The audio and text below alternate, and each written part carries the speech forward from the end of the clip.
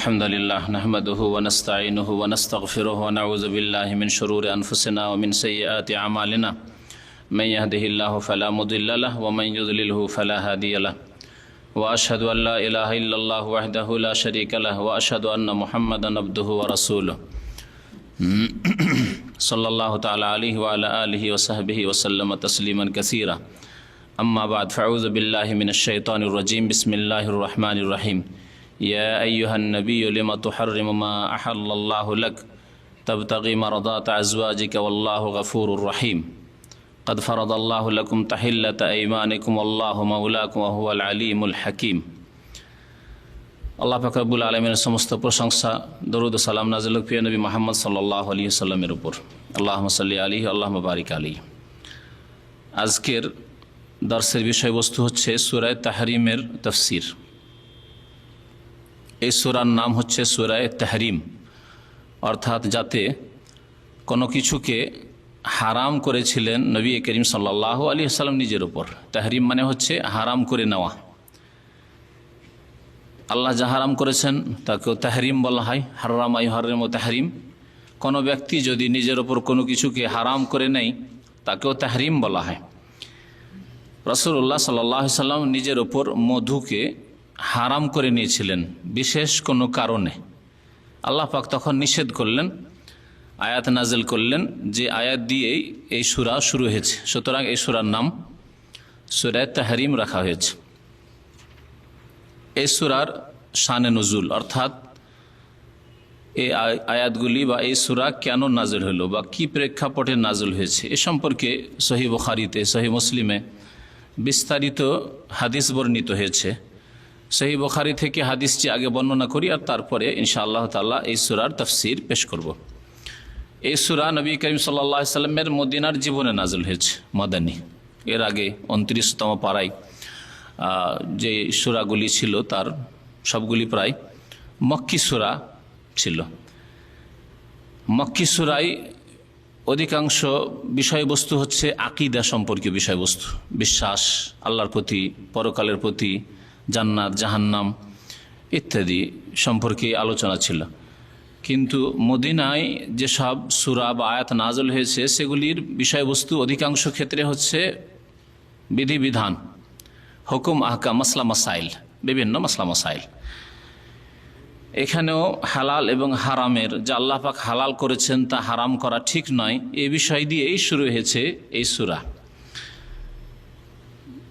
মা আয়েশা রাদিয়াল্লাহু তাআলা আনহা হাদিস বর্ণনা করেছেন যে আন্না রাসূলুল্লাহ সাল্লাল্লাহু আলাইহি ওয়াসাল্লাম কানা ইয়ামকুসু ইনদা যায়নাব বিনতে জাহাশ ওয়া ইয়াসরাবু ইনদাহা আসলান। নবী করিম সাল্লাল্লাহু আলাইহি ওয়াসাল্লাম তার একসাথে 9 জন বিবি আজওয়াজ মুতাহারাত ছিলেন, তাদের বাড়িতে লাইন ধরে বাড়িগুলি করা ছিল নবী করিম সাল্লাল্লাহু আলাইহি ওয়াসাল্লামের বিবিদের। বিকেলবেলা প্রত্যেক দিন আসরের নামাজের পরে একবার করে তাদের বাড়িতে একের পর এক যেতেন আর তাদের খোঁজ খবর নিতেন। সামান্য সময় হয়তো লাগাতেন, বেশিক্ষণ নয়, আর তারপরে আবার আরেক বাড়িতে যেতেন। এইভাবে একটা চক্কর দিতেন প্রত্যেকটি বাড়িতে তাদের খোঁজ খবর নেওয়ার জন্য। আর তারপরে যখন সন্ধ্যা হয়ে যেত, রাত হইতো, যেই বিবির পালা থাকতো সেই বাড়িতে গিয়ে রাত যাপন করতেন। রাতগুলিকে ভাগ করে দিতে হবে, এই হচ্ছে শরীয়ত। যদি কারো একাধিক স্ত্রী থাকে তাহলে রাতকে ভাগ করে দিতে হবে। বাকি দিনে যে স্ত্রীর পালা নেই সেই স্ত্রীর বাড়িতেও যাওয়া যেতে পারে। তাই নবী করিম সাল্লাল্লাহু আলাইহি ওয়াসাল্লাম এরকমই করতেন। দিনে প্রত্যেক বিবির বাড়ি গিয়ে আসর পর খোঁজ খবর নিতেন, কি সুবিধা অসুবিধা আছে, কি প্রয়োজন আছে, কেমন অবস্থায় আছে, এসব খবর নিতেন। আর রাত্রে গিয়ে ওই বাড়িতেই রাত কাটাতেন যে বাড়িতে তার পালা থাকতো, এবং পালা নির্ধারণ করতেন নবী করিম সাল্লাল্লাহু আলাইহি ওয়াসাল্লাম। তাহলে রাত ভাগ করে দেওয়া স্ত্রীদের মাঝে এটি হচ্ছে ফরজ কাজ।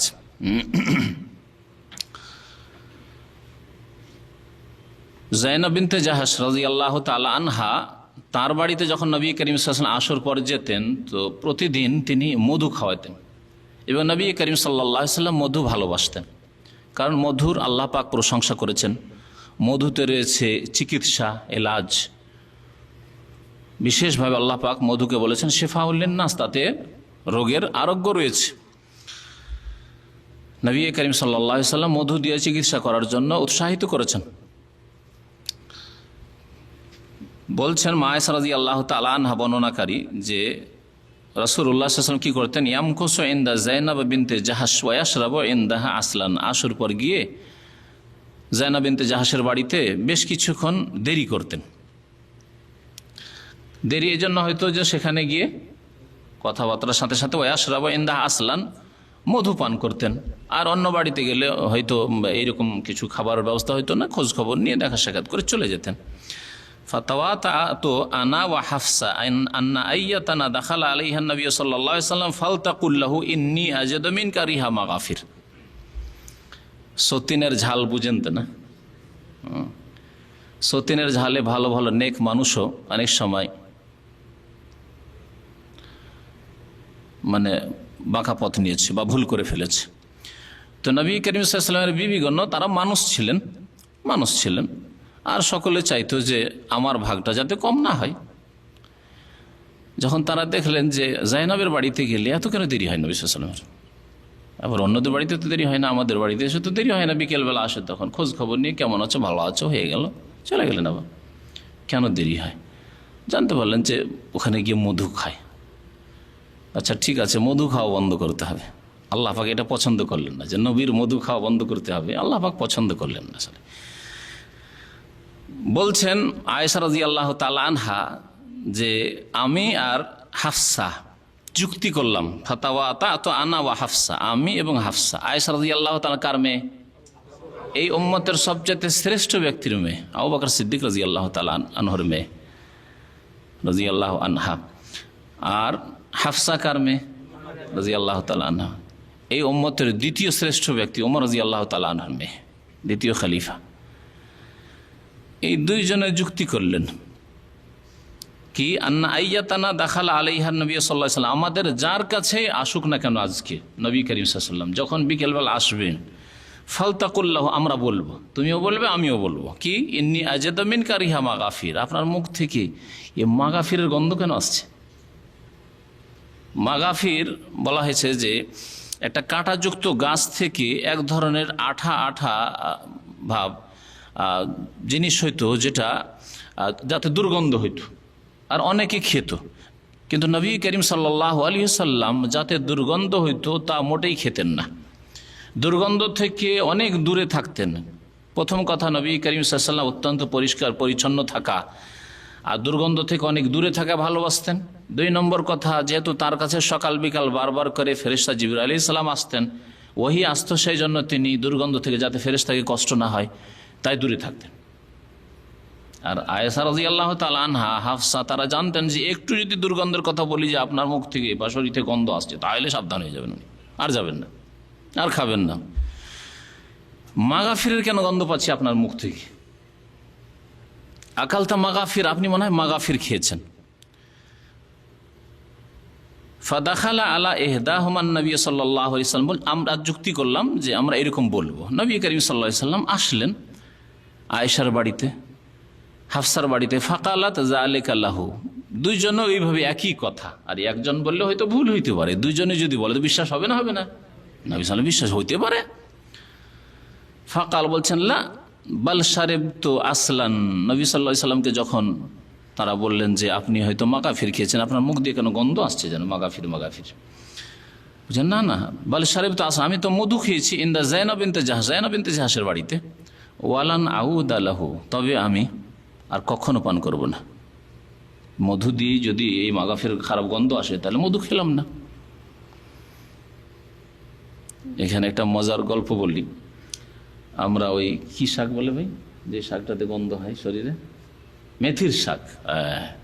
মেথির শাক খেতাম খুব বেশি, আর আমি ব্যক্তিগত মেথির শাক খুব ভালোবাসতাম, এখনো ভালোবাসি, কিন্তু ভালোবাসার ওপর মানে দুর্গন্ধ যাতে না হয় ওকে প্রাধান্য দিয়ে ছেড়ে দিয়েছি। মেথির শাক আমার বাসায় খুব হইতো, আমরা খেতাম, বাচ্চারাও খেত।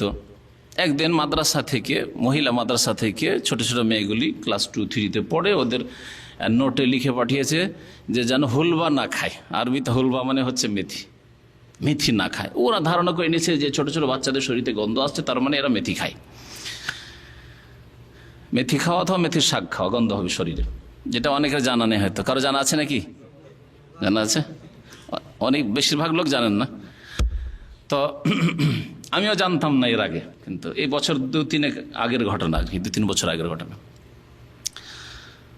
তারপরে যখন নোট আসলো, নোট এসে ডেলি দেখাইতে হবে, অভিভাবককে দেখাইতে হবে, আমাকে এসে দেখাইলো। তখন আমি দেখলাম যে বা বন্ধ করে দিতে হবে। আচ্ছা, প্রথম বন্ধ করলাম বাচ্চাদের, তোমরা খেও না, ঠিক আছে আমরা খাই, কারণ এটা খুব মজার জিনিস, ছাড়া যাবে না এই শাক। তারপরে দেখলাম যে না, এটা গন্ধ হয়। একদিন ইসলামী সেন্টারে আমাদের এক দায়িত্বশীল, তার কাছে আমি সাক্ষাতে গিয়েছি, আতর আছে লাগে। তারপরে জিজ্ঞেস, আপনি মেথি বেশি খান নাকি? আশ্চর্য কথা, মেথি বেশি খান নাকি? বুঝতে পারলাম না কথাটা। মেথিতে গন্ধ হয় এটা তার আগে কিন্তু জানা ছিল না।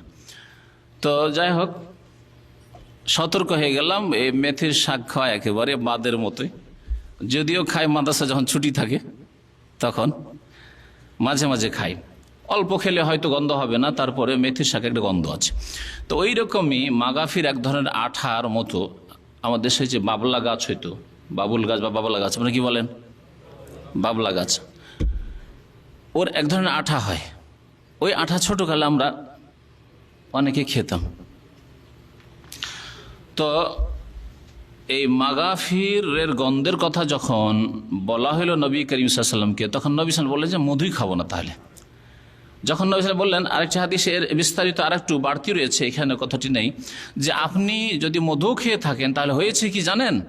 ওই আয়েশা রাদিয়াল্লাহু তাআলা অথবা হাফসা বলছেন যে আসলে হয়েছে কি, যে ওই যে মৌমাছি গিয়ে মাগাফির গাছে বসেছে, মাগাফিরে বসে ওখান থেকে চুষে এসে তারপরে মধু হয়েছে, যার ফলে ওই মাগাফিরের গন্ধটা মধুতে চলে আসছে। এই কথা শুনে তো আরো সজাগ, তাহলে মধুই খাওয়া যাবে না। নবী করিম সাল্লাল্লাহু আলাইহি ওয়াসাল্লাম কি বললেন? ওয়ালান আউদ আলাহু, আমি আর মধু খাবই না। যদি মুখে গন্ধ আসে, ফেরেশতাকে কষ্ট হবে, জিবরাইল আলাইহিস সালামকে কষ্ট হবে, না আমি খাবই না। ফানাজালা, তারপরে এই সূরার প্রথম আয়াত, ইয়া আইয়ুহান নাবিয়্যু লিমা তুহাররিমু মা আহাল্লাল্লাহু লাকা তাবতাগি মারদাত আজওয়াজিক আল্লাহু গফুরুর রহিম নাযিল হয়ে গেল। ইয়া আইয়ুহান নবী, হে নবী। আসল বিষয় বলার আগে আরেকটি কথা এখানে বলি, যেটি লক্ষণীয় বিষয়, যে কোরআনে কারিমে আল্লাহ পাক নবী করিম সাল্লাল্লাহু আলাইহি সাল্লামকে যখন সম্বোধন করেছেন, কোন আয়াতে ইয়া মুহাম্মদ বলে সম্বোধন করেননি। আল্লাহ পাক কে কত প্রিয় বান্দা রাসূলুল্লাহ সাল্লাল্লাহু আলাইহি সাল্লাম, সমস্ত নবী রসুল চাইতে প্রিয় এবং সমস্ত নবী রসুলের চাইতে বেশি সম্মানের অধিকারী, সেজন্য স্বয়ং আল্লাহ তার বান্দা রসুল মুহাম্মদ সাল্লাল্লাহু আলাইহি সাল্লাম তারপরও ইয়া মুহাম্মদ বলে কোথাও সম্বোধন কোরআনে করেননি। ইয়া আহমদ বলে নবী সাল্লাল্লাহু আলাইহি সাল্লাম, ইয়া আহমদ বলে, হে আহমদ, হে মুহাম্মদ বলে সম্বোধন করেননি। ইয়া আইয়ুহান নবী, এখানে দেখেন, ইয়া আইয়ুহান নবিয়্যু লিমা তুহাররিমু মা আহাল্লাল্লাহু লাকা।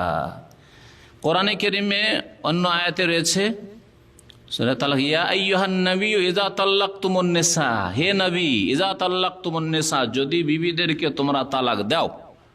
এখানেও নবী বলে সম্বোধন করেছেন। সূরা তালাক আসছে এরপরে তাফসীর, এরপরেরই সূরা বা এর আগের সূরা, উল্টো দিক থেকে তাফসীর করে যাচ্ছি এখন, এবারে 28তম পারার। আর কোরআনে কারীমের অন্য আয়াতে আল্লাহ রসুল বলে সম্বোধন করেছে, ইয়া আইয়ুহার রাসূল বাল্লিগ মা উনজিলা ইলাইক, হে রাসূল, মুহাম্মদ সাল্লাল্লাহু আলাইহি ওয়াসাল্লামকে উদ্দেশ্য করে আল্লাহ সম্বোধন করে বলছেন, হে রাসূল সাল্লাল্লাহু আলাইহি ওয়াসাল্লাম, বাল্লিগ মা উনজিলা ইলাইকা মির রাব্বিকা, তোমার রবের পক্ষ থেকে যা কিছু নাযিল হয়েছে তা তুমি পৌঁছিয়ে দাও, তার প্রচার করো। রাসূল বলে অথবা নবী বলে সম্বোধন করেছেন। কোরআনের কোনো আয়াতে পাবেন না যে হে মুহাম্মদ বলে আল্লাহ পাক সম্বোধন করেছেন, অথচ আল্লাহ পাকের হক যে আল্লাহ তার বান্দাকে হে মুহাম্মদ বলে সম্বোধন করবেন। হ্যাঁ, তাতে এমন কোনো বেয়াদবি নেই, কিন্তু তারপরে আল্লাহ পাক রব্বুল আলামিন নবী করিম সাল্লাল্লাহু আলাইহি ওয়াসাল্লাম নবী বা রাসূল বলে সম্বোধন করেছেন। বা ইয়া আইয়ুহাল মুজাম্মিল, আরো জেনে রাখার বিষয়, নবী সাল্লাল্লাহু আলাইহি ওয়াসাল্লামের গুণবাচক নাম ইয়া আইয়ুহাল মুজাম্মিল, ইয়া আইয়ুহাল মুদ্দাসসির বলে সম্বোধন করেছেন। সূরা মুদ্দাসসির মুজাম্মিল পড়া হয়েছে, তাই না? কিন্তু ইয়া মুহাম্মদ বলে কোথাও সম্বোধন কোরআনে কারীমে পাবেন না, যেটা অনেকে হয়তো লক্ষ্য করেনি কোরআনে কারীমে, ঠিক না? তাহলে ওই রকমই আপনার সম্মানিত ব্যক্তিকে নাম ধরে সম্বোধন না করে যদি উপাধি দিয়ে সম্বোধন করেন অথবা গুণ দিয়ে, কোনো গুণ দিয়ে সম্বোধন করেন, তাহলে এটা ভালো বিষয় নয়, ভালো বিষয়। অথবা কুনিয়াত দিয়ে, কারণ আরবরা প্রাচীন যুগ থেকে কুনিয়াত দিয়ে সম্বোধন করাকে, কুনিয়াত মানে উপনাম, ছেলের বাবা বলে, অমুকের বাবা বলে, আর আমাদের দেশের মহিলারা কিন্তু স্বামীর নাম বলে না, কি বলে? বড় মেয়ে বা বড় ছেলের নাম ধরে বলে খাদিজার বাপ, হ্যাঁ, বা আবদুল্লাহর বাপ বলে না, বা আবদুল্লাহর আব্বা। এতে সম্মান রয়েছে, পক্ষান্তরের নাম ধরাই তাহলে সম্মান নিশ্চয় নেই। সেই জন্য আল্লাহ পাক রব্বুল আলামিন নবী করিম সাল্লাল্লাহু আলাইহি ওয়াসাল্লামের নাম ধরে সম্বোধন করেননি। পক্ষান্তর অন্য নবী, শ্রেষ্ঠ নবী ইব্রাহিম আলাইহিস সালাম, কোরআনে কারীমের আয়াত কারো মুখস্থ আছে? ওয়ানাদাইনাহু আইয়া ইব্রাহিম। আল্লাহ বলছেন আমি ডাক দিয়ে বললাম ইব্রাহিমকে যখন ওই কুরবানি করতে ইসমাইলকে, ওয়ানাদাইনাহু আইয়া ইব্রাহিম, হে ইব্রাহিম। কথা বললেন না, ইয়া খালিল কথা বললেন না, হ্যাঁ, ইয়া রাসূল কথা বললেন না, আইয়ুহান নবী বললেন না, ওয়ানাদাইনাহু আইয়া ইব্রাহিম, আমি ডাক দিয়ে বললাম হে ইব্রাহিম, কাদ সাদ্দাকতা রুইয়া, তুমি তোমার স্বপ্নকে সত্য করে দেখিয়েছো। ইন্নাকা যালিকা নাজিজিল মুহসিনিন, আমি এইভাবে সৎকর্মশীলদেরকে উত্তম প্রতিদান দিয়ে থাকি। কোরআনে কারীমে আল্লাহ পাক জাকারিয়া রাখছেন ইয়া জাকারিয়া, সরাসরি আল্লাহ সম্বোধন করছে জাকারিয়াকে নাম ধরে, হ্যাঁ, তাই না? ইন্না নুবাশশিরুকা বিগুলামিন ইসমুহু ইয়াহইয়া, তোমাকে সুসংবাদ দিচ্ছি এমন এক সন্তানের, ছেলে সন্তানের, যার নাম হবে ইয়াহিয়া, আমি নাম রাখলাম। লাম নাজআল লাহু মিন ক্বাবলু সামিয়া, এইরকম নাম এর আগে কারো রাখা হয়নি। তারপর আল্লাহ জাকারিয়াকে নাম ধরে ডাকছেন। সেই রসুল, সেই শ্রেষ্ঠ রসুল, সৈয়দুল মুরসালিন, খাতামুল আম্বিয়া, তার উম্মত আমরা, বলুন আলহামদুলিল্লাহ। কিন্তু আকীদাতে আমলে হইতে হবে, ইবাদত বন্দেগীতে হইতে হবে, আখলাক চরিত্রে উম্মত হইতে হবে। শুধু দাবিতে হইলে হবে না। শিরক করবেন, বিদাত করবেন, বেনামাজি হবেন, ফাসেক হবেন, গুনাহগার হবেন, নবীর তরিকা ছেড়ে আপনি ফাসেক ফাজরদের পাপিষ্ঠদের তরিকায় রয়েছেন, তারা আপনাদের আদর্শ এক শ্রেণীর লোকদের, আর বলবেন যে আমরা শেষ নবীর উম্মত আর তার শাফাতের আশাবাদী, মিথ্যা আশাবাদী। এই আশায় কোনো লাভ নেই। তার কাছে হাউজে কাউসারের পানি পাবো, তার শ্রদ্ধা সম্মান করি, তার মর্যাদা আমরা অনুধাবন করি না। আপনি নবীর তরিকা বাদ দিয়ে আপনার বড়দের তরিকায় বিদাত করছেন আপনি, তাহলে নবীর শ্রদ্ধা কোথায় করলেন আপনি? নবী করিম সাল্লাল্লাহু আলাইহি ওয়াসাল্লাম তাওহীদ, আল্লাহর একত্ব প্রতিষ্ঠার জন্য এসেছেন, শিরককে দুনিয়া থেকে মুছে দেওয়ার জন্য। কাতিলুম হাত্তা লা তাকুনা ফিতনা, নবী করিম সাল্লাল্লাহু আলাইহি ওয়াসাল্লাম, ফিতনা মানে হচ্ছে শিরক, দুনিয়া থেকে শিরককে নির্মূল করো। আর আপনারা ঘরেই শিরক, কবর, মাজার পূজাকে, লক্ষ লক্ষ মাজার আর কবরকে জন্মিয়ে রেখেছেন। তাহলে কোথায় নবীর উম্মত? শুধু মুখে দাবি নবীর উম্মত, আর মুখে দাবি যে নবীর শ্রদ্ধা। কখনো নবীর শ্রদ্ধা হচ্ছে আকীদা, বিশ্বাস আপনার তাই হবে যা রাসূলুল্লাহ সাল্লাল্লাহু আলাইহি ওয়াসাল্লামের আকীদা বিশ্বাস ছিল। আপনার ইবাদত তেমনই হবে যেমন রাসূলুল্লাহ সাল্লাল্লাহু আলাইহি ওয়াসাল্লাম ইবাদত বন্দেগী ছিল। আপনার নামাজ ওই রকমই হবে যেমন রাসূলুল্লাহ সাল্লাল্লাহু আলাইহি ওয়াসাল্লাম নামাজ ছিল। খোঁজ করারও কখনো প্রয়োজন মনে করলেন না, যারে নামাজে এত রকমের পার্থক্য দেখছি, কেউ এইরকম পড়ছে, কেউ সেই রকম পড়ছে, তো সহি নামাজ কোনটি, নবী করিম সাল্লাল্লাহু আলাইহি ওয়াসাল্লামের নামাজ কোনটি, জানার প্রয়োজন মনে করলেন না। আর নবীর উম্মত বলে খুব তো গৌরব, শেষ নবীর উম্মত আমরা। কোথায় শেষ নবীর উম্মত যদি আপনি আপনার ইবাদত বন্দেগীকে নবী করিম সাল্লাল্লাহু আলাইহি ওয়াসাল্লাম ইবাদত বন্দেগীর মতো না করেন? সাল্লু কামা রাআইতুমুনি ওয়াসাল্লি, যেমন আমাকে নামাজ পড়তে দেখলে তেমন নামাজ পড়ো। খোঁজ করতে হবে তাইলে আপনাকে নামাজ। আপনার আখলাক চরিত্র, নবী মহান চরিত্রের অধিকারী। নবী করিম সাল্লাল্লাহু আলাইহি ওয়াসাল্লাম স্ত্রীকে কোনোদিন মারেননি, গাল দাও তো দূরের কথা, অশ্লীল অকথ্য ভাষা বলা, ফাহিশা কথা বলা তো দূরের কথা। আপনার চরিত্র কেমন?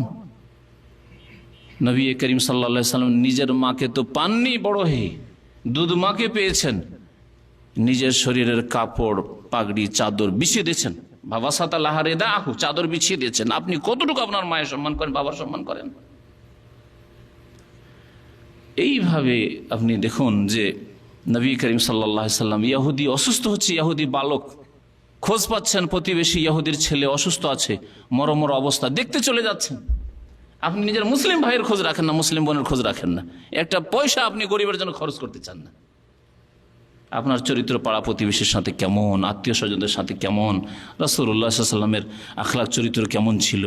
তাহলে উম্মত হইতে হবে, সত্যিকার অর্থে উম্মত হইতে হবে। যে বললাম যে আকীদা বিশ্বাসী হইতে হবে, আর রাস্তার অনুসরণে হইতে হবে, ইত্তেবাই হইতে হবে। নবীকে অনুসরণ করার ক্ষেত্রে একমাত্র নবী সাল্লাল্লাহু আলাইহি ওয়াসাল্লামের কথার কাছে কারো কথা কাছতে দেবেন না। নবী সাল্লাল্লাহু আলাইহি ওয়াসাল্লাম আদর্শের কাছে কারো আদর্শ আপনার প্রশ্নে উঠে না। যে আর কেউ বড় রয়েছেন নবী সাল্লাল্লাহু আলাইহি ওয়াসাল্লামের তরিকা বাদ দিয়ে। হ্যাঁ, ওই তরিকার উপরে যারা রয়েছেন ঠিক আছে, আপনার ইবাদত বন্দেগী হবে নবী করিম সাল্লাল্লাহু আলাইহি ওয়াসাল্লামের ইবাদত বন্দেগীর মতো, আপনার আখলাক চরিত্র হবে তার মতো। তাহলে সত্যি আপনি নবীকে ভালোবাসেন সাল্লাল্লাহু আলাইহি ওয়াসাল্লাম। তো আল্লাহ পাক রব্বুল আলামিন সম্বোধন করে বলছেন, ইয়া আইয়ুহান নবী, হে নবী, লিমা তুহাররিমু, আপনি হারাম কেন করছেন? লিমা তুহাররিমু, আল্লাহ পাক রব্বুল আলামিন যেন নবী সাল্লাল্লাহু আলাইহি ওয়াসাল্লামকে বলছেন যে না, এইরকম নিজের ওপর হালাল জিনিসকে হারাম করা উচিত নয়। কঠোর ভাষায় নয়, নরম ভাষায় আল্লাহ পাক রব্বুল বলছেন, মা হাল্লাল্লাহু লাকা, যা আল্লাহ আপনার জন্য হালাল করেছেন তাকে, যা আল্লাহ আপনার জন্য হালাল করেছেন তাকে আপনি হারাম কেন করছেন? অর্থাৎ মধু। অধিকাংশ হাদিসগুলিতে মধুর কথা এসেছে, কিন্তু এখানে অন্য অন্য তাফসির পড়লে আর একটি রিওয়ায়াত পাওয়া যায়, আর একটি ঘটনা এই ক্ষেত্রে, সেটাও জেনে রাখা ভালো। কারণ ওই ঘটনা যখন সামনে আসবে তখন অনেকে বিব্রত হবেন যে আবার এটা কি আলাদা ঘটনা। আর এক ঘটনায় বলা হয়েছে যে নবী করিম, হতে পারে যে এই ঘটনা ওই কাছাকাছি সময়ে ঘটেছিল, তখন এই আয়াত নাজল হয়েছিল। তাহলে দুটো ঘটনার পরিপ্রেক্ষিতে এই আয়াত নাজল হয়েছিল।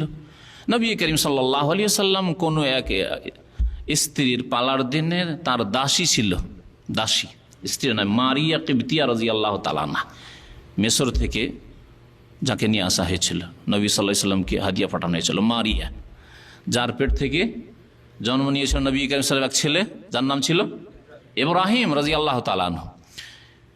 তার বাড়িতে গিয়েছিলেন, কোনো বিবি জানতে পেরেছিলেন, আচ্ছা ঠিক আছে, এই কথাটা আর প্রকাশ করিও না, আমি ওকে হারাম করে দিলাম আমার ওপর, আর ওর কাছে যাবই না।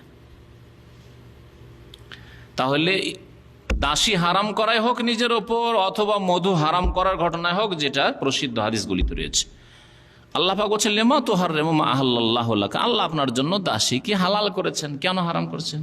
আল্লাহ আপনার জন্য মধুকে হালাল করেছেন, আপনি কেন হারাম করেছেন? কি জন্য? তাবতাগি মারাদাত আজওয়াজিকা, আপনি আপনার বিবিগণের খুশিকে বা মনের চাহিদাকে আপনি পূরণ করতে চাইছেন, যে তারা চায় যে আপনি মধুকে হারাম করে দেন যাতে করে জাইনাবের বাড়িতে গিয়ে বেশিক্ষণ না থাকতে হয়। তো তাদেরকে খুশি করতে চাইলেন এ বলে যে হারাম করে দেন, আর মধু খাবো না। কি জন্য? না, তাদেরকে খুশি করার উদ্দেশ্য যেন আপনার না হয়। আল্লাহু গফুরুর রহিম, আল্লাহ পাক অতি মার্জনাকারী আর রাহিম দয়াবান। আল্লাহ পাক এখানে গফুর এবং রহিম এই গুণগুলি আল্লাহ পাকের এই জন্যই আসলেন যে যদি আপনার এই হারাম করা আপনার ভুলও হয়, তো আল্লাহ ঘোষণা করে দিচ্ছেন যে আল্লাহ আপনাকে গফুর, মাফ করে দিয়েছেন। এবং আল্লাহ পাক দয়াবান। মানুষ একটুতে বিশেষ কোনো কিছু হইলেই মানুষের মধ্যে একটা প্রতিক্রিয়া সৃষ্টি হয়, আরে আমার মুখ দিয়ে গন্ধ আসছে, যা খাবোই না। হতে পারে আপনার এইভাবে আপনার জবান দিয়ে কথা বেরিয়েছে। আল্লাহ পাকের নাম হচ্ছে গফুর, সুতরাং আল্লাহ পাক মার্জনাকারী, আল্লাহ পাক রহিম দয়াবান। তারপরে আল্লাহ পাক রব্বুল বলছেন যে কোনো ব্যক্তি যদি নিজের ওপর কোনো কিছুকে হারাম করে অথবা শপথ করে, তো তার কাফারা রয়েছে।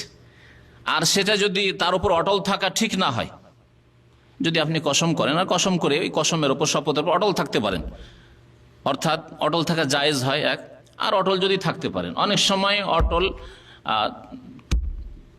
সেই কসমকে ভাঙা জরুরি নয়। হয়তো আপনি যেমন বলেছেন যে আমি অমুক দেশে কখনো যাব না, ওই দেশে যা আপনার জন্য না ফরজ, না সুন্নাত, না মুস্তাহাব, জায়েজ কাজ, আমি ভাই ওই দেশে যাব না, আমি আমার দেশ ছাড়া আমি কোথাও বাইরে যাব না বললেন, হয়তো দেশেই আমি করে খাবো। কিন্তু কোনো এক সময় বাধ্য হইতে হলো যে না, ভালো কাজ কাম পাচ্ছি, যাই, বিদেশে যাই, কসম করে ফেলেছিলেন। এখন কসম ভাঙবেন না? ভাঙবেন না? ভাঙা ফরজ? ভাঙা ফরজ না? ফরজ নয়।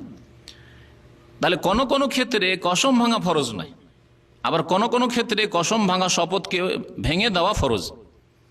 আপনি যদি বলেন কারোর সাথে ঝগড়া বিবাদ হয়েছে, অথবা মনে আঘাত দিয়েছে ছোট ভাই, মানুষ করলেন, এত আদর যত্ন মানুষ করে, পড়িয়ে শুনে মানুষ করে, তারপরে দিল আঘাত, কথার আঘাত অথবা যে কোনো আঘাত দিল, এর সাথে কথাই বলবো না, আচ্ছা ঠিক আছে, এর ছেলে মেয়ের বিবাহ শাদী কখনো যাব না।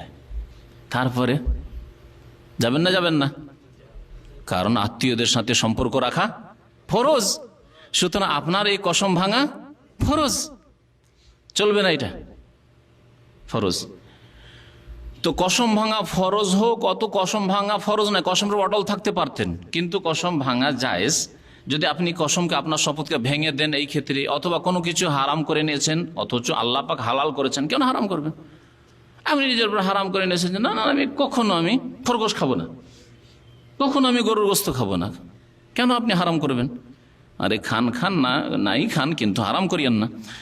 যদি কোনো কিছু আপনি নিজের উপর হারাম করে দিয়ে থাকেন, সেটা যেন এক ধরনের শপথ, ওই কসমের যে কাফফারা আছে সেই কাফফারা। কোনো কিছুকে হারাম করলে তারপরে সেটা যদি আপনি গ্রহণ করতে চান তাহলে কাফফারা দিতে হবে। যেই কাফফারার কথা কোরআন কারীম আল্লাহ পাক উল্লেখ করেছেন। কাফফারার আয়াত কার মুখস্থ আছে হাফেজ সাহেবরা?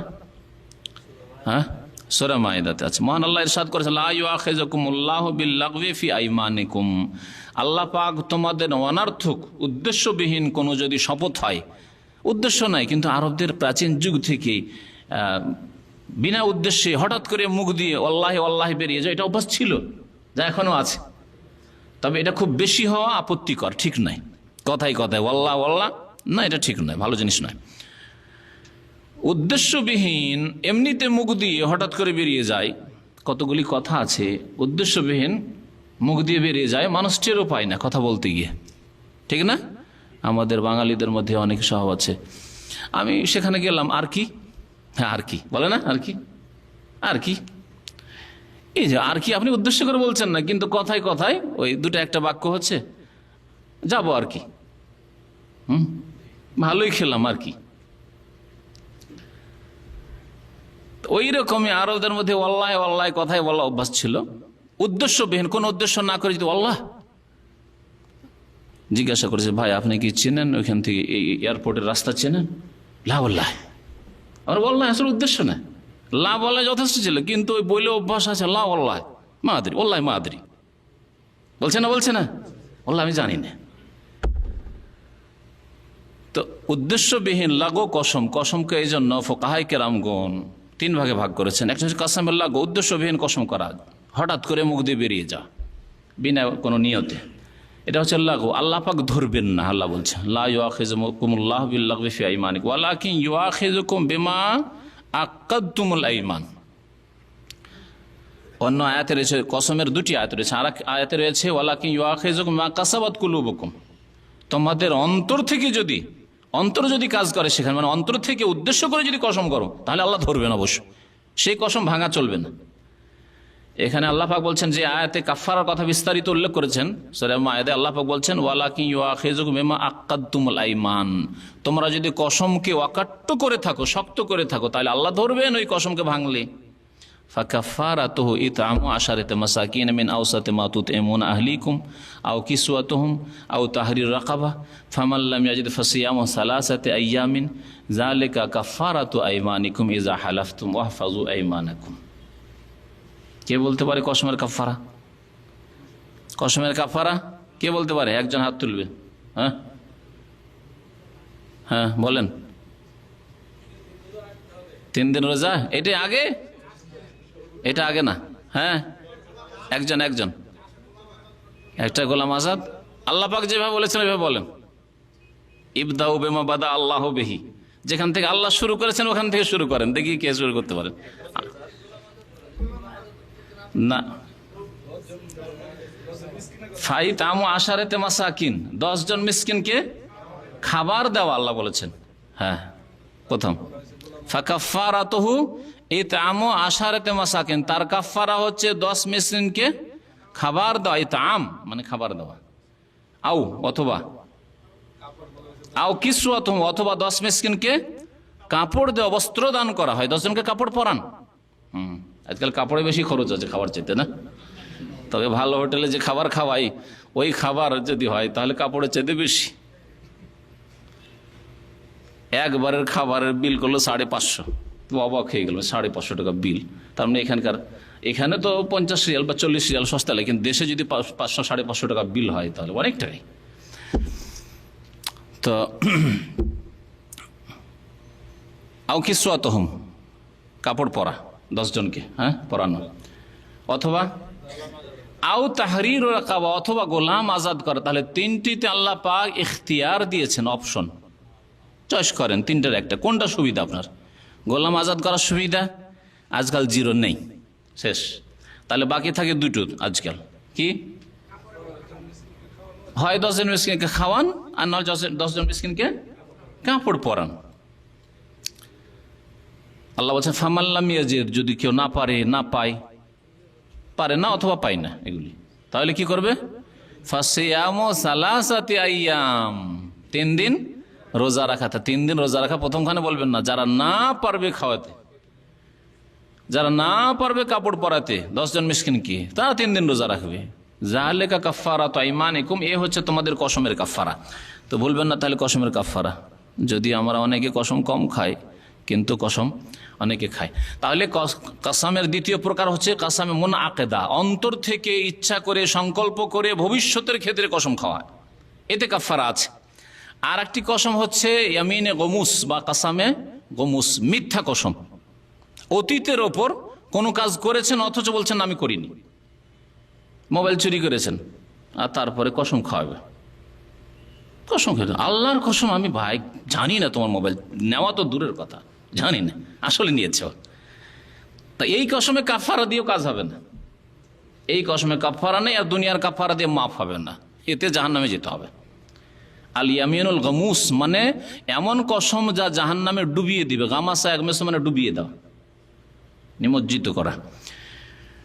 এই 3 প্রকারের কসম, এক হচ্ছে উদ্দেশ্য ছাড়া কসম, আল্লাহ মাফ করবেন। আর একটা হচ্ছে যে অতীতের কোনো কাজ করেছেন অথচ আপনি বলছেন না করিনি। হ্যাঁ, কোনো জায়গায় গেছেন অথচ বলছেন যাইনি।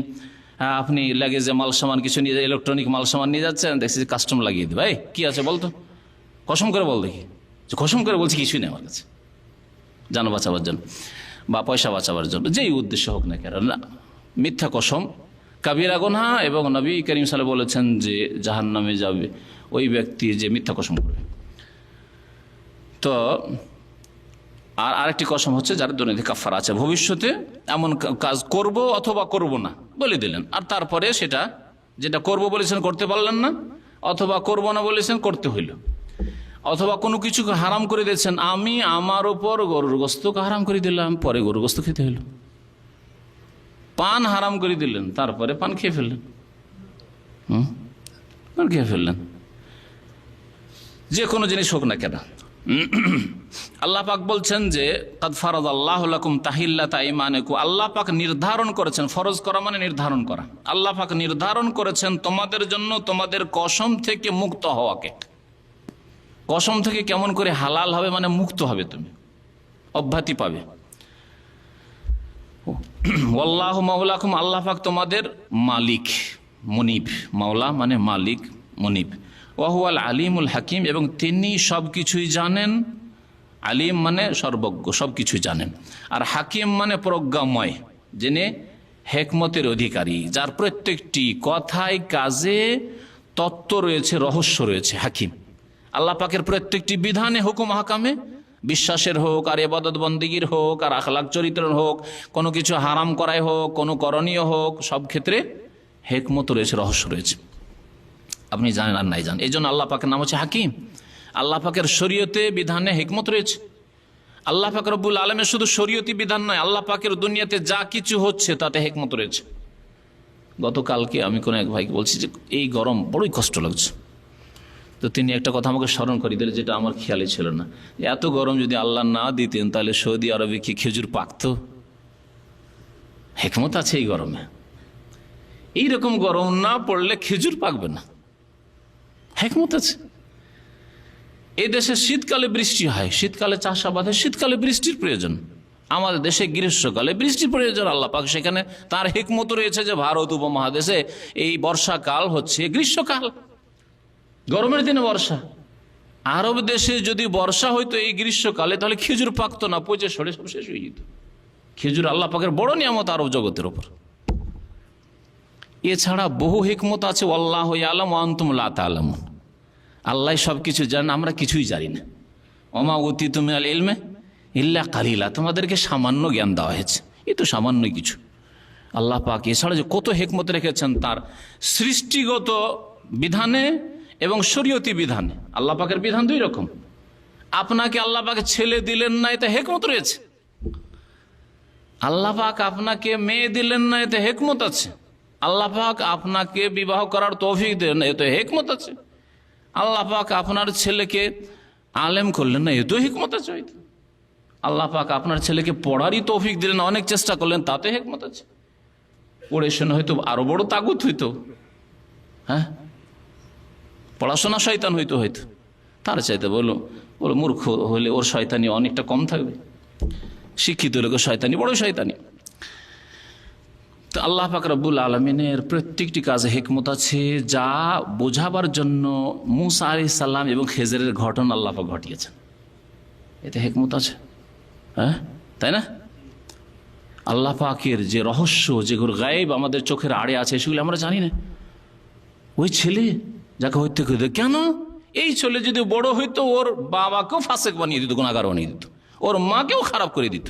অনেক সময় ছেলের জন্য বাবা মা হারাম খেতে বাধ্য, বার্ধক্যে পৌঁছে গেছে আর এর হারাম ছাড়া কোনো রিজিক নাই। কি করবে বাবা মা?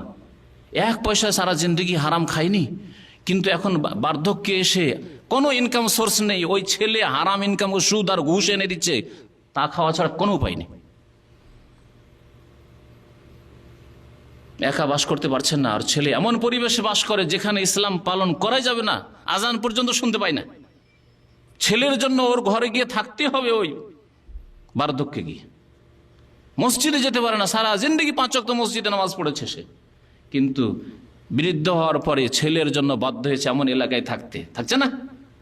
সারা জীবন থাকলো মাশাআল্লাহ মুসলিম পরিবেশে, মুসলিম সমাজে, আর 60-70 বছর বয়সে ছেলে গেছে আমেরিকা, কানাডা, ইউরোপ, ওখানে গিয়ে সারা জিন্দিগি কাটতে হলো। জিন্দিগি তো মসজিদ দেখার তৌফিকই হলো না। হচ্ছে কিনা? আল্লাহ পাক হয়তো এই জন্য আপনাকে ছেলে দেননি। আল্লাহ পাক যে হাকিম, এই হাকিম আর এগুলো হচ্ছে আল্লাহ পাকের জিকির আজকার। আসলে আল্লাহ পাকের কাজে যে হিকমত আছে, আল্লাহ পাকের সৃষ্টিতে যে হিকমত আছে, আল্লাহ পাকের প্রত্যেকটি তকদির যা নির্ধারণ করেছে আল্লাহ পাক মানুষের, তাতে যে হিকমত আছে, এতে কোনো সন্দেহ নেই। ওয়াইজ আসারান নবী ইলা বাদ আজওয়াজিহি, তারপরে ওই ঘটনার দিকে ইঙ্গিত করা হয়েছে যে ঘটনা ওই মধু খাওয়ার ক্ষেত্রে ঘটেছিল। যখন নবী করিম সাল্লাল্লাহু আলাইহি সাল্লাম চুপি সুরে বলেছিলেন, গোপনে বলেছিলেন, ইলা বাদ আজওয়াজিহি, তার কোনো এক বিবিকে, আল্লাহ পাক নাম উল্লেখ করেননি, কারণ এতে খানিকটা মানহানি হবে নাম উল্লেখ করলে। এই জন্য আল্লাহ পাক নাম জানেন নাকি, যে কার সাথে গোপনে আল্লাহ নবী কথা বলেছেন সাল্লাল্লাহু আলাইহি সাল্লাম, তারপর আল্লাহ পাক বলেছেন বাজ আজওয়াজিহি। এতে আল্লাহ পাক আদব শিখিয়েছেন, কারো যদি ভুল সংশোধন করতে হয় তাহলে নাম ধরার যদি প্রয়োজন না, বিনা নাম ধরে যদি সংশোধন হয়ে যায় তাহলে নাম ধরতে হবে না। এমন না যে নাম ধরাই যাবে না, এমন কথা নয়, কিন্তু নাম না ধরে যদি সংশোধন হয় তাহলে নাম না ধরেই সংশোধন করাই যথেষ্ট।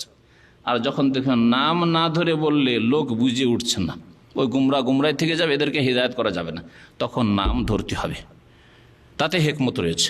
কিন্তু প্রাথমিক অবস্থায় বিনা নামে যদি সংশোধন হয়ে যায় তা নাম ধরা দরকার নেই। নবী করিম সাল্লাল্লাহু আলাইহি সাল্লাম যখন কোনো একটি লোক ভুল করত, আর সেই লোকটি মসজিদে আছে, দর্শ শোনার সময়, বক্তব্য শোনার সময় আছে, খুতবায় উঠলেন, বক্তব্য উঠলেন, আর বললেন মা বালু আকামিন ইয়াকুলুনা কাযা ওয়া কাযা, কিছু লোকেরা আছে যারা এই ধরনের কথাবার্তা বলে, এটা শরীয়ত বিরোধী কথা। কিছু লোকেরা আছে যে বুঝা সে বুঝে নিল, সংশোধন করে নিল। এইভাবে নবী করিম সাল্লাল্লাহু আলাইহি সাল্লাম মানুষকে সংশোধন করার চেষ্টা করেছেন।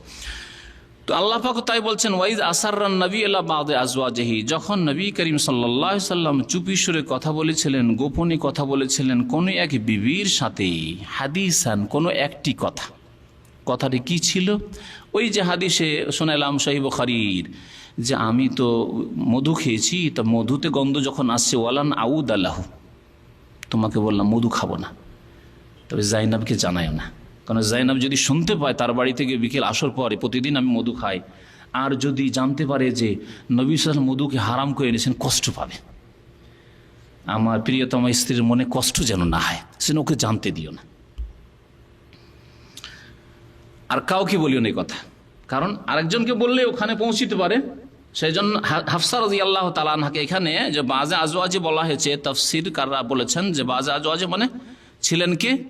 হাফসা রাদিয়াল্লাহু তাআলা আনহা। হাফসার বাড়িতে এসে এই ঘটনা ঘটেছিল যে আপনি মনে হয় মাগাফির খেয়ে এসছেন। না না, আমি মাগাফির খাই, আমি তো মধু খেয়েছি। তাহলে হতে পারে যে ওই মানে মাগাফিরে বসেছে মৌমাছি, তারপরে এসে মধু হয়েছে, যার ফলে ওই মধুতে গন্ধ আছে, তাহলে আমি মধু খাবো না, তোমাকে বললাম কাউকে বলিও না। কাউকে বলিও না। কিন্তু তিনি আর রাখতে পারলেন না। হাফসা রাদিয়াল্লাহু তাআলা আনহা আরেকটি ভুল করে ফেললেন। ফালাম্মা নাব্বাআত বিহি, যখন তিনি এই খবরটি অন্যকে দিয়ে দিলেন, আয়েশা রাদিয়াল্লাহু তাআলা আনহাকে বলে দিলেন যে জানো, আমার কাছে এসেছিলেন, আর যে যুক্তি করেছি তাতে আমরা কামিয়াব হয়ে গেছি। আর জাইনাবের কাছে বেশি দেরি করবেন না নবী করিম সাল্লাল্লাহু আলাইহি ওয়াসাল্লাম। কারণ আমাকে যেমনই আমি বললাম যে আপনি মনে হয় মাগাফির খেয়েছেন, না না আমি মধু খেয়েছি। মধুতে গন্ধ কেন? তাহলে আর মধু খাবো না, তুমি কাউকে বলিও না। ফালাম্মা নাব্বাআত বিহি, হাফসা রাদিয়াল্লাহু তাআলা আনহা যখন বলে দিয়েছে, উমর রাদিয়াল্লাহু তাআলা আনহু থেকে বর্ণনা করেছেন ইবনে আব্বাস রাদিয়াল্লাহু তাআলা আনহুমা, যে এই দুই বিবি, যে দুই বিবির কথা আরো স্পষ্ট আছে, ইনতাতুবা, তোমরা দুইজনে যদি আল্লাহর কাছে তওবা করো। দুইজন কে ছিল? ইবনে আব্বাস হজের মৌসুমে রাদিয়াল্লাহু তাআলা আনহুমা ওমরকে জিজ্ঞেস করলেন। ওমর রাদিয়াল্লাহু তাআলা আনহু যদি সত্যকে কখনো গোপন করতেন তাহলে নিজের মেয়ের কোনো দোষ তুলে ধরতেন? কখনো তুলে ধরতেন না। কমের পক্ষে নিজের মেয়ের আইব দোষ ত্রুটি সকলে লুকিয়ে রাখার চেষ্টা করে। আর নিজের শাসন করব কিন্তু অপরকে জানতে দেবো, ঠিক কিনা? কিন্তু যখনই জিজ্ঞাসা করে ইবনে আব্বাস রাদিয়াল্লাহু তাআলা যে ওই দুই মহিলাকে, ওই দুই বিবি নবী সাল্লাল্লাহু আলাইহি ওয়াসাল্লাম কে, যাদেরকে আল্লাহ বলেছে তোমরা দুইজন যদি তওবা করো তো ভালো কথা, না হলে তোমাদের অন্তর একটু বাঁকা হয়ে গেছে, ফাকাদ সাকাত কুলুবুকুমা, দোষ কিনা? আল্লাহ পাক মাফ করেছেন, কিন্তু দোষ। যখনই জিজ্ঞাসা করে বলেন তুমি জানো না, আরে তারা তো হচ্ছে আমার মেয়ে হাফসা আর আবু বকরের মেয়ে আয়েশা। হাফসা ও আয়েশা বলে দিয়েছেন স্পষ্ট। তারা কি দিনের অন্য কোনো মাসলা মাসাইল লুকিয়ে রাখতে পারেন? তারা খেলাফতের মাসলাকে লুকিয়ে রাখতে পারেন? যে আলী হবে খলিফা, প্রথম খলিফা, আর লুকিয়ে রেখে অন্যকে খলিফা বানাবেন, হইতে পারে? যেমন এই এক শ্রেণীর বিদাতি গুমরা পথভ্রষ্টরা বলে থাকে, কখনো না। তাহলে হককে, সত্যকে কখনো তারা গোপন করে, যদিও তাদের বিরুদ্ধে হয়, তাদের মনের উল্টা হয়, তাদের মান সম্মানের ব্যাপার। আপনার মেয়ের মানহানি হবে না, আপনার মানহানি হোক। আপনার মেয়ে যদি কোনো ভুল করে থাকে, মানে আপনারও আয়, অমুকের মেয়ে কাজ করেছে, তারপরেও যখন লুকিয়ে রাখেননি, তাহলে কোনো মাসলা মাসাইল আবু বকর সিদ্দিক রাদিয়াল্লাহু তাআলা আনহু শরীয়তে লুকিয়ে রাখতে পারেন না, ওমর রাদিয়াল্লাহু তাআলা আনহু কখনো লুকিয়ে রাখতে পারেন না। এই হচ্ছে আমাদের আকীদা আহলে সুন্নাত ওয়াল জামাতের। ফালাম্মা নাব্বাআত বিহি, যখন তিনি বলে দিলেন, ওয়া আযহারাহুল্লাহু আলাইহি, নবী করিম সাল্লাল্লাহু আলাইহি ওয়াসাল্লাম কি আল্লাহ পাক তখন জানিয়ে দিলেন যে তুমি বলেছিলে ওই স্ত্রীকে, হাফসাকে, যে কাউকে বলিও না। ও তো বলে দিয়েছে, ও তোমার রাজ ফাঁস করে দিয়েছে। আর রাফা বাদাহু আরাজা আম্বাজ, তখন নবী করিম সাল্লাল্লাহু আলাইহি ওয়াসাল্লাম ওই কথার কিছু অংশ সম্পর্কে জানালেন। ও আরাজ আম্বাজ, কিছু অংশ সম্পর্কে তিনি বিমুখ হলেন, মানে প্রকাশ করলেন না। অর্থাৎ ভদ্রতার সাথে অল্প কথা বলে জিজ্ঞাসা করলেন যে তোমাকে যে একটা গোপন কথা বলেছিলাম, আমানতের কথা, তুমি কি প্রকাশ করে দিয়েছো নাকি? এ কথা বললেন না যে আরে তোমাকে বলেছিলাম যে আমি মধু খাবো না, খেতে যাবো না, ওখানে যাই না, তুমি বলে দিয়েছো, এটা কেমন কাজ করেছো তুমি? এইভাবে লাঞ্ছিত করলেন না, অপদস্থ করলেন না। কারণ ওইভাবে যদি শক্ত করে বলা হইতো তাহলে হাফসা রাদিয়াল্লাহু তাআলা আনহা অপদস্থ হতেন। মান সম্মানের ব্যাপার ছিল, মান সম্মানের খেয়াল রেখে নবী করিম সাল্লাল্লাহু আলাইহি ওয়াসাল্লাম সম্পর্কে আল্লাহ কি বলছেন? আর রাফা বাজ, অল্প একটু বললেন, কি তুমি বলে দিয়েছো নাকি? বাস, এই ছিল নবী করিম সাল্লাল্লাহু মহান চরিত্র। চিন্তা করেন। আর আমরা, ও সুবহানাল্লাহ, একটু যদি লবণ বেশি হয়ে যায় একবারে বর্ষণ, মুসুলধার বৃষ্টি, ঝগড়া আর বিবাদ, এই গালাগালি শুরু হয়ে গেল। যদি কম হয়ে যায়, দেরি হয়ে যায়, সুবহানাল্লাহ, কি চরিত্র আমাদের। লাকাদ কানা লাকুম ফি রাসূলিল্লাহি উসওয়াতুন হাসানাহ, উত্তম আদর্শ রাসূলুল্লাহ সাল্লাল্লাহু আলাইহি ওয়াসাল্লাম। বলতে পারতেন, তিরস্কার করতে পারতেন, ভর্ৎসনা করতে পারতেন, অনেক কিছু বলতে পারতেন। না না, তুমি বলে দিয়েছো নাকি, বাস। আর রাফা বাজ, আল্লাহ পাক কোরআনে স্পষ্ট করছেন যে তিনি অল্প একটু বললেন আর বাকিটা বললেন না।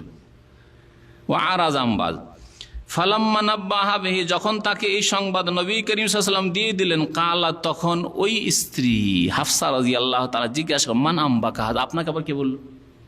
আমি যে আয়েশাকে বলে দিয়েছি যে আল্লাহ নবী আর জাইনাবের বাড়ি কিন্তু যাবেন না, কসম করে নিয়েছেন আর মধু খেতে যাবেন না, এটা আমি বলেছি, এটা আপনি আবার কি করে জানলেন? স্পষ্ট না? কালাত, বললেন হাফসা, যে মান আম্বাকা হাযা, আপনাকে কে জানালো? কালা নাব্বানি আল আলিমুল খাবির, আরে তোমরা নাহি লুকিয়ে লুকিয়ে আপোষে বলাবলি করছো, তো আমাকে খবর দিয়েছেন, জানিয়েছেন আল আলিম, যিনি সর্বজ্ঞ, সবকিছু জানেন, আল খাবির, যিনি সূক্ষ্ম খবর রাখেন, ওয়াকিফাল। আল্লাহ পাক আমাকে জানিয়ে দিয়েছেন যে তোমরা এই কাজ করেছো।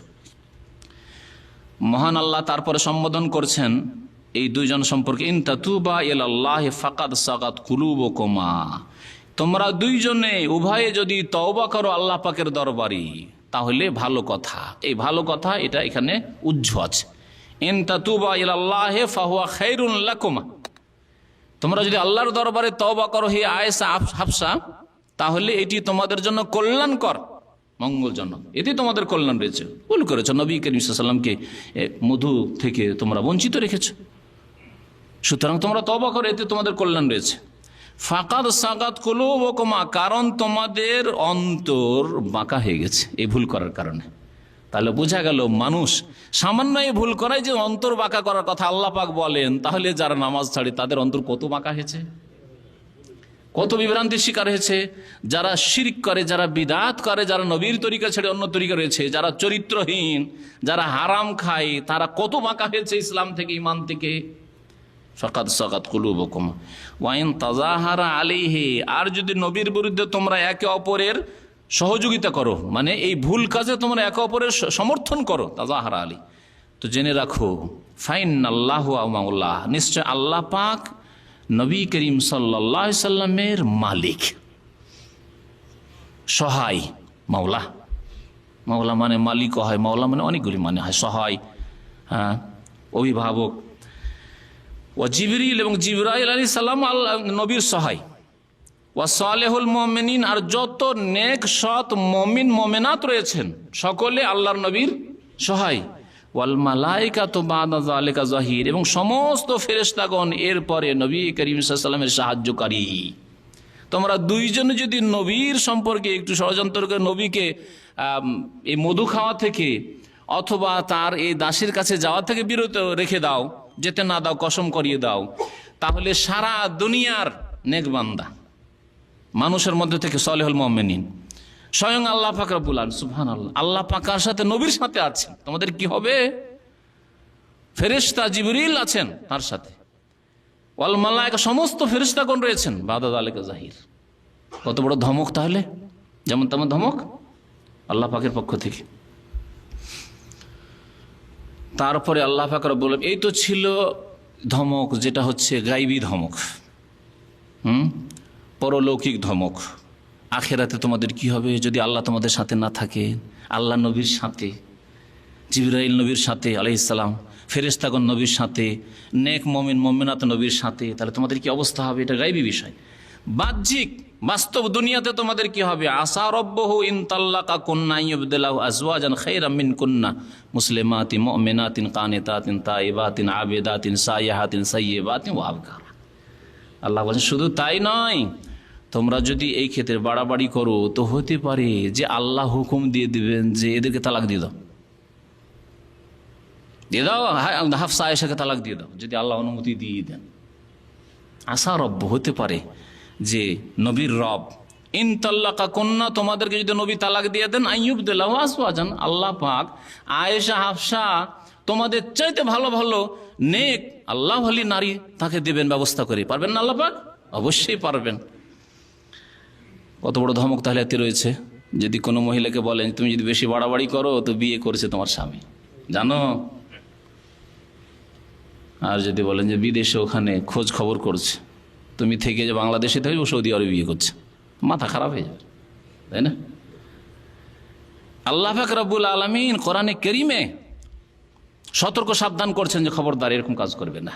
হতে পারে যে তিনি যদি তোমাদেরকে তালাক দিয়ে দেন, তাহলে আল্লাহ রব আইয়ুবদিল্লাহু আজওয়াজান খায়রাম মিনকুন্না, তোমাদের চাইতে ভালো বিবি তাকে আল্লাহ পাক দান করবেন, যারা হবে মুসলিমাত, আত্মসমর্পণকারিনী মুসলিমাত, মুমিনাত, ইমানদার, মুমিনাত ইমানদার, মুমিনা, কানেতাত এবং বিনয়ী, অনুগতা, তায়েবা তওবাকারিনী, আবেদাত ইবাদতকারিনী, সাইহাত এবং রোজাদার। সাইহাত মানে হচ্ছে সাইমাত, সাইয়্যিবাতি ও আবকারা, অকুমারী ও আবকারা মানে কুমারী নারী। তাহলে দুই প্রকার, অকুমারী যারা কুমারী নয়, সাইয়্যিবা ওদেরকে বলা আরবি ভাষায়, আর আবকার বিক্র, ওর জামা বহু বচন হচ্ছে আবকারা, কুমারী। আল্লাহ পাক রব্বুল আলামিন সাইয়েবাত কেন, অকুমারী কেন বললেন? অকুমারী আবার আগ্রহের বিষয় নাকি? হ্যাঁ, আল্লাহ পাক নিয়ামত হিসাবে বলছেন। কারণ এর আগে যেসব নারী রয়েছে তার মধ্যে একটি মাত্র, নবী করিম সাল্লাল্লাহু বিবিদের মধ্যে 9 জনের মধ্যে একজন মাত্র আয়েশা রাদিয়াল্লাহু তাআলা আনহা মাত্র কুমারী, বাকি সব অকুমারী। আল্লাহ বলে তোমাদেরকে আল্লাহ পাক সরিয়ে দিয়ে তাকে তোমাদের মতোই দিবেন, তোমাদের চেয়ে ভালো দেবেন, কুমারীও দেবেন আর অকুমারীও দেবেন। তারপর মানুষের স্বভাব হচ্ছে বিভিন্ন রকমের স্বাদ গ্রহণ করা। মানুষকে একরকম জিনিস ভালো লাগে না, ডেলি ডেলি আপনার গোস্ত ভালো লাগে না, প্রতিদিন যদি মাছ খান ভালো লাগবে না, প্রতিদিন যদি ঘি পোলাও খান ভালো লাগবে না, মাঝে মাঝে শাক ভাতও ভালো লাগবে, লাগবে না? তো ওই রকমই আল্লাহ পাক রব্বুল বলছেন যে আমার নবীকে আমি বিভিন্ন রকমের স্বাদের নিয়ামত দেব, কুমারীও দেব অকুমারীও দেব ইচ্ছা করলে। সাইয়্যিবাতিন ওয়া আবকারা। এখানে একটি বিষয় আরো জানার গুরুত্বপূর্ণ বিষয়, আল্লাহ পাক রব্বুল আলামিন ধমক দিলেন, কিন্তু নবী করিম সাল্লাল্লাহু আলাইহি ওয়াসাল্লাম কি তাদেরকে তালাক দিয়েছেন? নবী করিম সাল্লাল্লাহু আলাইহি ওয়াসাল্লাম কি তাদেরকে দূরে করেছেন, অথবা আল্লাহ কি দূরে করিয়ে দিয়েছেন? আর অন্য কাউকে তারপরে বিবাহ করেছেন নবী সাল্লাল্লাহু আলাইহি ওয়াসাল্লাম?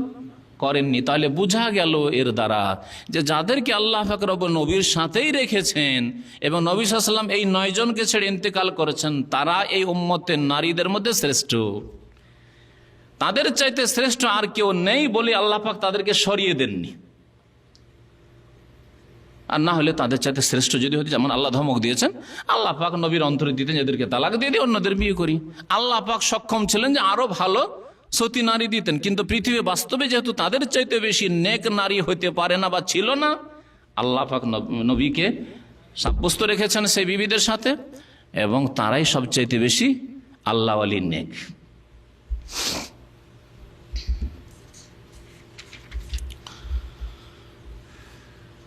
তারপরে মহান আল্লাহ মুমিন জাতিকে সম্বোধন করে বলেছেন, ইয়া আইয়ুহাল্লাযীনা আমানু কু আনফুসাকুম ওয়া আহলিকুম নারা।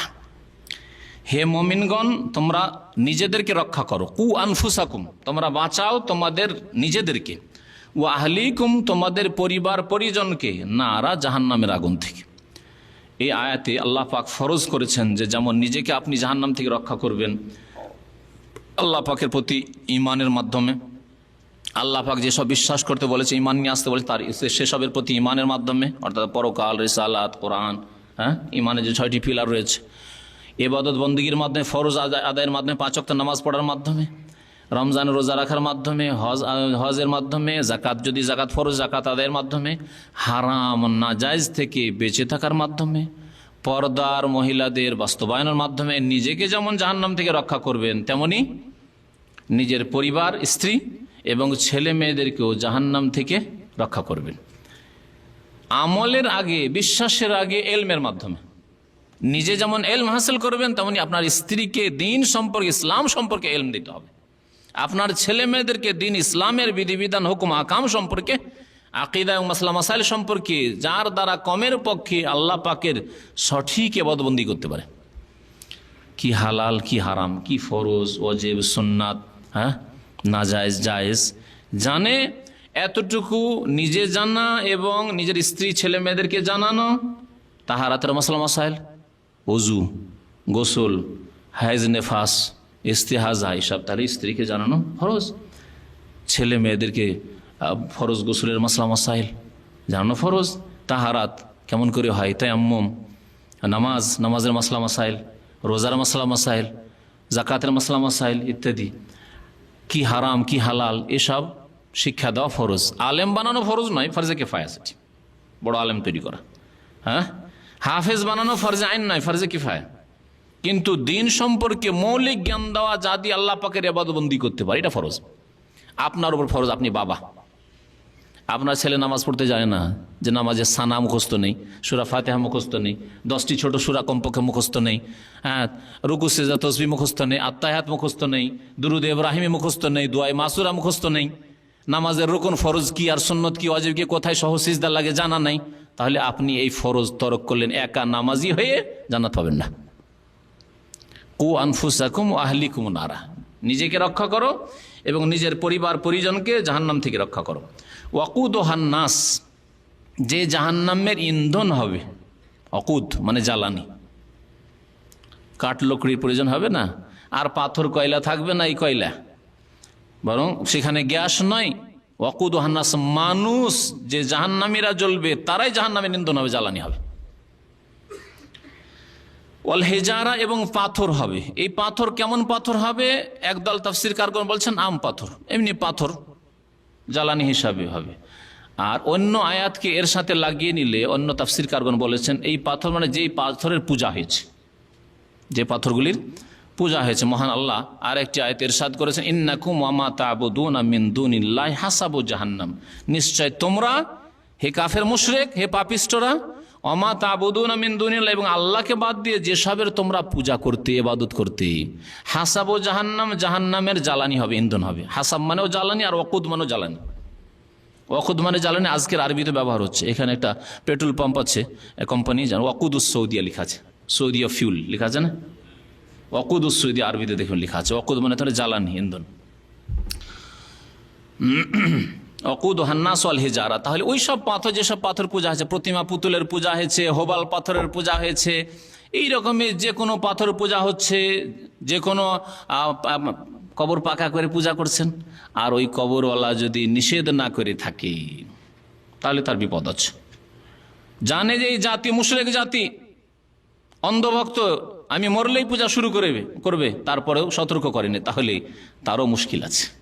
আর যদি তারা সতর্ক করে দিয়ে থাকে, সাবধান করে দিয়ে থাকে, তারা সহি দাওয়াত দিয়ে থাকে, তারা যদি আল্লাহর দিকে ডেকে থাকে, নবী করিম সাল্লাল্লাহু আলাইহি ওয়াসাল্লামের আদর্শের দিকে ডেকে থাকে, আর জবরদস্তি করে মারা গেছেন ইমাম আহমদ রহমতুল্লাহ আলাইহি, আর তার কবর পূজা কেউ শুরু করে দিল, রাসূলুল্লাহ সাল্লাল্লাহু আলাইহি ওয়াসাল্লাম দুনিয়া থেকে বিদায় নিয়েছেন আর কেউ পূজা শুরু করে দিল, তাহলে আল্লাহ পাক তাদের সম্পর্কে তার পরের আয়াতে, যে আয়াত বললাম ইন্নাকুম ওয়া তা'বুদুনা মিন দুনিল হাসাবু জাহান্নাম আনতুম লাহা ওয়ারিদুন, তার এক দুটি আয়াত পরে বলছেন ইন্নাল্লাযীনা সাবাকাত লাহুম মিন্নাল হুসনা, নিশ্চয় যাদের সম্পর্কে আমার জান্নাতের হুকুম আগে হয়ে গেছে, যে এরা জান্নাতি। এরা মুশরিক ছিল না, এরা শিরকের সমর্থক ছিল না, বরং শিরক থেকে সতর্ক করেছে, আল্লাহর ইবাদত বন্দেগীর জন্য আহ্বান করেছে। আব্দুল কাদের জিলানী রহমতুল্লাহ আলাইহি এইরকমই যেসব নেক ওলামায়ে কেরাম ছিলেন, তারা এই শিরক কুফরি থেকে সতর্ক করেছে। আর সে আব্দুল কাদের জিলানীকে গৌসুল আজম, মহান উদ্ধারকারী বানিয়ে দিয়েছে সেই লোকেরা। আল্লাহ বলছেন ইন্নাল্লাযীনা সাবাকাত লাহুম মিন্নাল হুসনা, আমার পক্ষ থেকে আল্লাহ বলছেন যাদের সম্পর্কে হুসনা, জান্নাতের সার্টিফিকেট আগেই দিয়ে দেওয়া হয়েছে, যে এরা জান্নাতের রাস্তায় ছিল, উলাইকা আনহা মুবাদুন, এরা জাহান্নাম থেকে দূরে থাকবে, জাহান্নাম থেকে এদেরকে রক্ষা করা হবে, এরা জাহান্নামে যাবে না। বাকি যারা এই শিরকের উপর সন্তুষ্ট ছিল, তাদের পূজা হয়েছে, তাদেরকে সেজদা করা হয়েছে, তাদের মাজারে তওয়াফ করা হয়েছে, এর উপর সন্তুষ্ট ছিল, এইদিকে আহ্বান করে গেছে, এরা জাহান্নামের ইন্ধন হবে। আর ওই পাথরগুলি জাহান্নামের ইন্ধন হবে যেগুলির পূজা হয়েছে। আর মানুষ যারা এইসব পূজা করেছে আর শিরক বিদআত করেছে, নামাজ ছেড়েছে, পাপ করেছে, তারা জাহান্নামের ইন্ধন হবে। ওয়াকুদুহান নাস ওয়াল হিজারা আলাইহা মালাইকাতুন, ওই জাহান্নামের ওপর মোতায়েন থাকবে, আলাইহা দায়িত্বশীল থাকবে কারা? মালাইকা, অনেক ফেরেশতা, গেলাজুন শিদাদ, তাদের দুইটি আল্লাহ পাক শক্ত স্বভাবের গুণ উল্লেখ করেছেন, একটা হচ্ছে গেলাজ আর একটা শিদাদ। গেলাজ গালিজুনের জামা, আর শিদাদ শদীদুনের জামা। গালিজ বা গেলাজ মানে হচ্ছে পাষাণ হৃদয়ের, ওই সব ফেরেশতা যারা পাষাণ হৃদয়, যাদের অন্তর পাষাণ। শিদাদ, এবং যাদের স্বভাব হচ্ছে কঠোর, শক্ত স্বভাব, দয়া মায়া করবে না। উফ, এরা জ্বলছে, এদের কষ্ট হচ্ছে, কত চিল্লাচ্ছে, সুতরাং এদেরকে একটু আরাম দিয়ে দেওয়া হোক, এইরকম মায়া দয়া তাদের হবে না। আল্লাহ পাক ওইরকম করে জাহান্নামের রক্ষীদেরকে সৃষ্টি করেছে, জাহান্নামের পাহারাদার ফেরেশতাদেরকে, জাহান্নামের দায়িত্বে যেসব নিযুক্ত ফেরেশতারা থাকবেন তাদেরকে ওই করে আল্লাহ সৃষ্টি করেছেন। গেলাজুন শিদাদ, অন্তর তাদের শক্ত, আর তাদের স্বভাবও শক্ত, না কখনো মায়া দয়া হবে না। লা ইয়াসুন আল্লাহ মা আমারাহুম, আল্লাহ পাক যা তাদেরকে আদেশ করবেন তার কোনোদিন তারা নাফরমানি করবেন না। আল্লাহ পাকের আদেশ যে কাফেরকে চিরকাল জাহান্নামে জ্বালাও, মুশরিককে চিরকাল জাহান্নামে জ্বালাও। বেনামাজি প্রথম কারণ জাহান্নামে যাওয়ার, বেনামাজি হওয়া মুসলিম উম্মতের, সুতরাং জ্বালাও এদেরকে, তখন আল্লাহ পাকের হুকুমের তারা নাফরমানি করবে না। ওয়ায়াফআলুনা মা ইউমারুন, যা তাদেরকে আদেশ করা হবে তাই তারা করবেন। ইয়া আইয়ুহাল্লাযীনা কাফারু, তারপর আল্লাহ পাক কাফেরদেরকে সম্বোধন বলছেন, হে কাফিররা, ইয়া আইয়ুহাল্লাযীনা কাফারু, হে অস্বীকারীরা কাফের, আল্লাহ তাতাজিরুল ইয়ম, কিয়ামতের দিন আল্লাহ পাক সম্বোধন করে বলবেন, আজকে তোমরা তোমাদের অজুহাত পেশ করিও না। এই ওজোর আর চলবে না। এখন ওজোর পেশ করার জায়গা নয়, এখন বদলা নেওয়ার জায়গা, প্রতিদান দিবস। এখন না কাজের সুযোগ আছে, না আমলের সুযোগ আছে, না ফিরে যাওয়ার সুযোগ আছে। ইন্নামা তুজজাউনা মা কুনতুম তা'মালুন, যা কিছু তোমরা কর্ম করতে দুনিয়াতে, তার নিঃসন্দেহে আজকে প্রতিদান দেওয়া হবে। ইয়া আইয়ুহাল্লাযীনা আমানু, তারপরে মুমিনদেরকে আল্লাহ সম্বোধন বলছেন, হে মুমিনগণ, তুবু ইলাল্লাহি তাওবাতান নাসুহা, তোমরা খালিস অন্তরে, নিখুঁত নির্ভেজাল অন্তর নিয়ে আল্লাহর সন্তুষ্টির জন্য তওবা করো। এই নাসুহা মানে হচ্ছে নসিহত। আমরা বলি না, অমুক ব্যক্তি কিছু নসিহত করলেন, বা আমাদেরকে কিছু নসিহত করুন, মানে উপদেশ দেন। নাসাহা ইয়ানসাহ মানে খালেস অন্তর থেকে কোনো কথা বলা, মনের ভিতর থেকে কোনো খালেস কথাবার্তা বলা, নিখুঁত নির্ভেজাল জিনিসকে নসুহ বলা হয়। তওবাতান নাসুহা মানে তাহলে খালিস তওবা, যাতে কোনো ভেজাল নেই, লোককে দেখাবার জন্য না, কাউকে খুশি করার জন্য নয়, অথবা এখানে পানিশমেন্ট হবে, শাস্তি থেকে বাঁচার জন্য বিচার সালিস হবে, তওবা করে নিলে খুব কেঁদে কেঁদে তওবা বিচার সালিসে, আসলে তওবা না, আবার সুযোগ পেলে আবার পাপ করবে। বিচার সালিসে যেসব লোকগুলি তওবা করে তাদের অবস্থা এরকম। অথবা জালসা ওয়াজ মাহফিলে একটু মনটা একটু ফিরে এসছে, তওবা করলো, কিন্তু তারপরে আবার ওই কুকুরের লেজ, হ্যাঁ, আবার ওই রকমই। ফজরের নামাজ আবার নেই, খুব কাঁদলো সুরের ওয়াজ শুনে।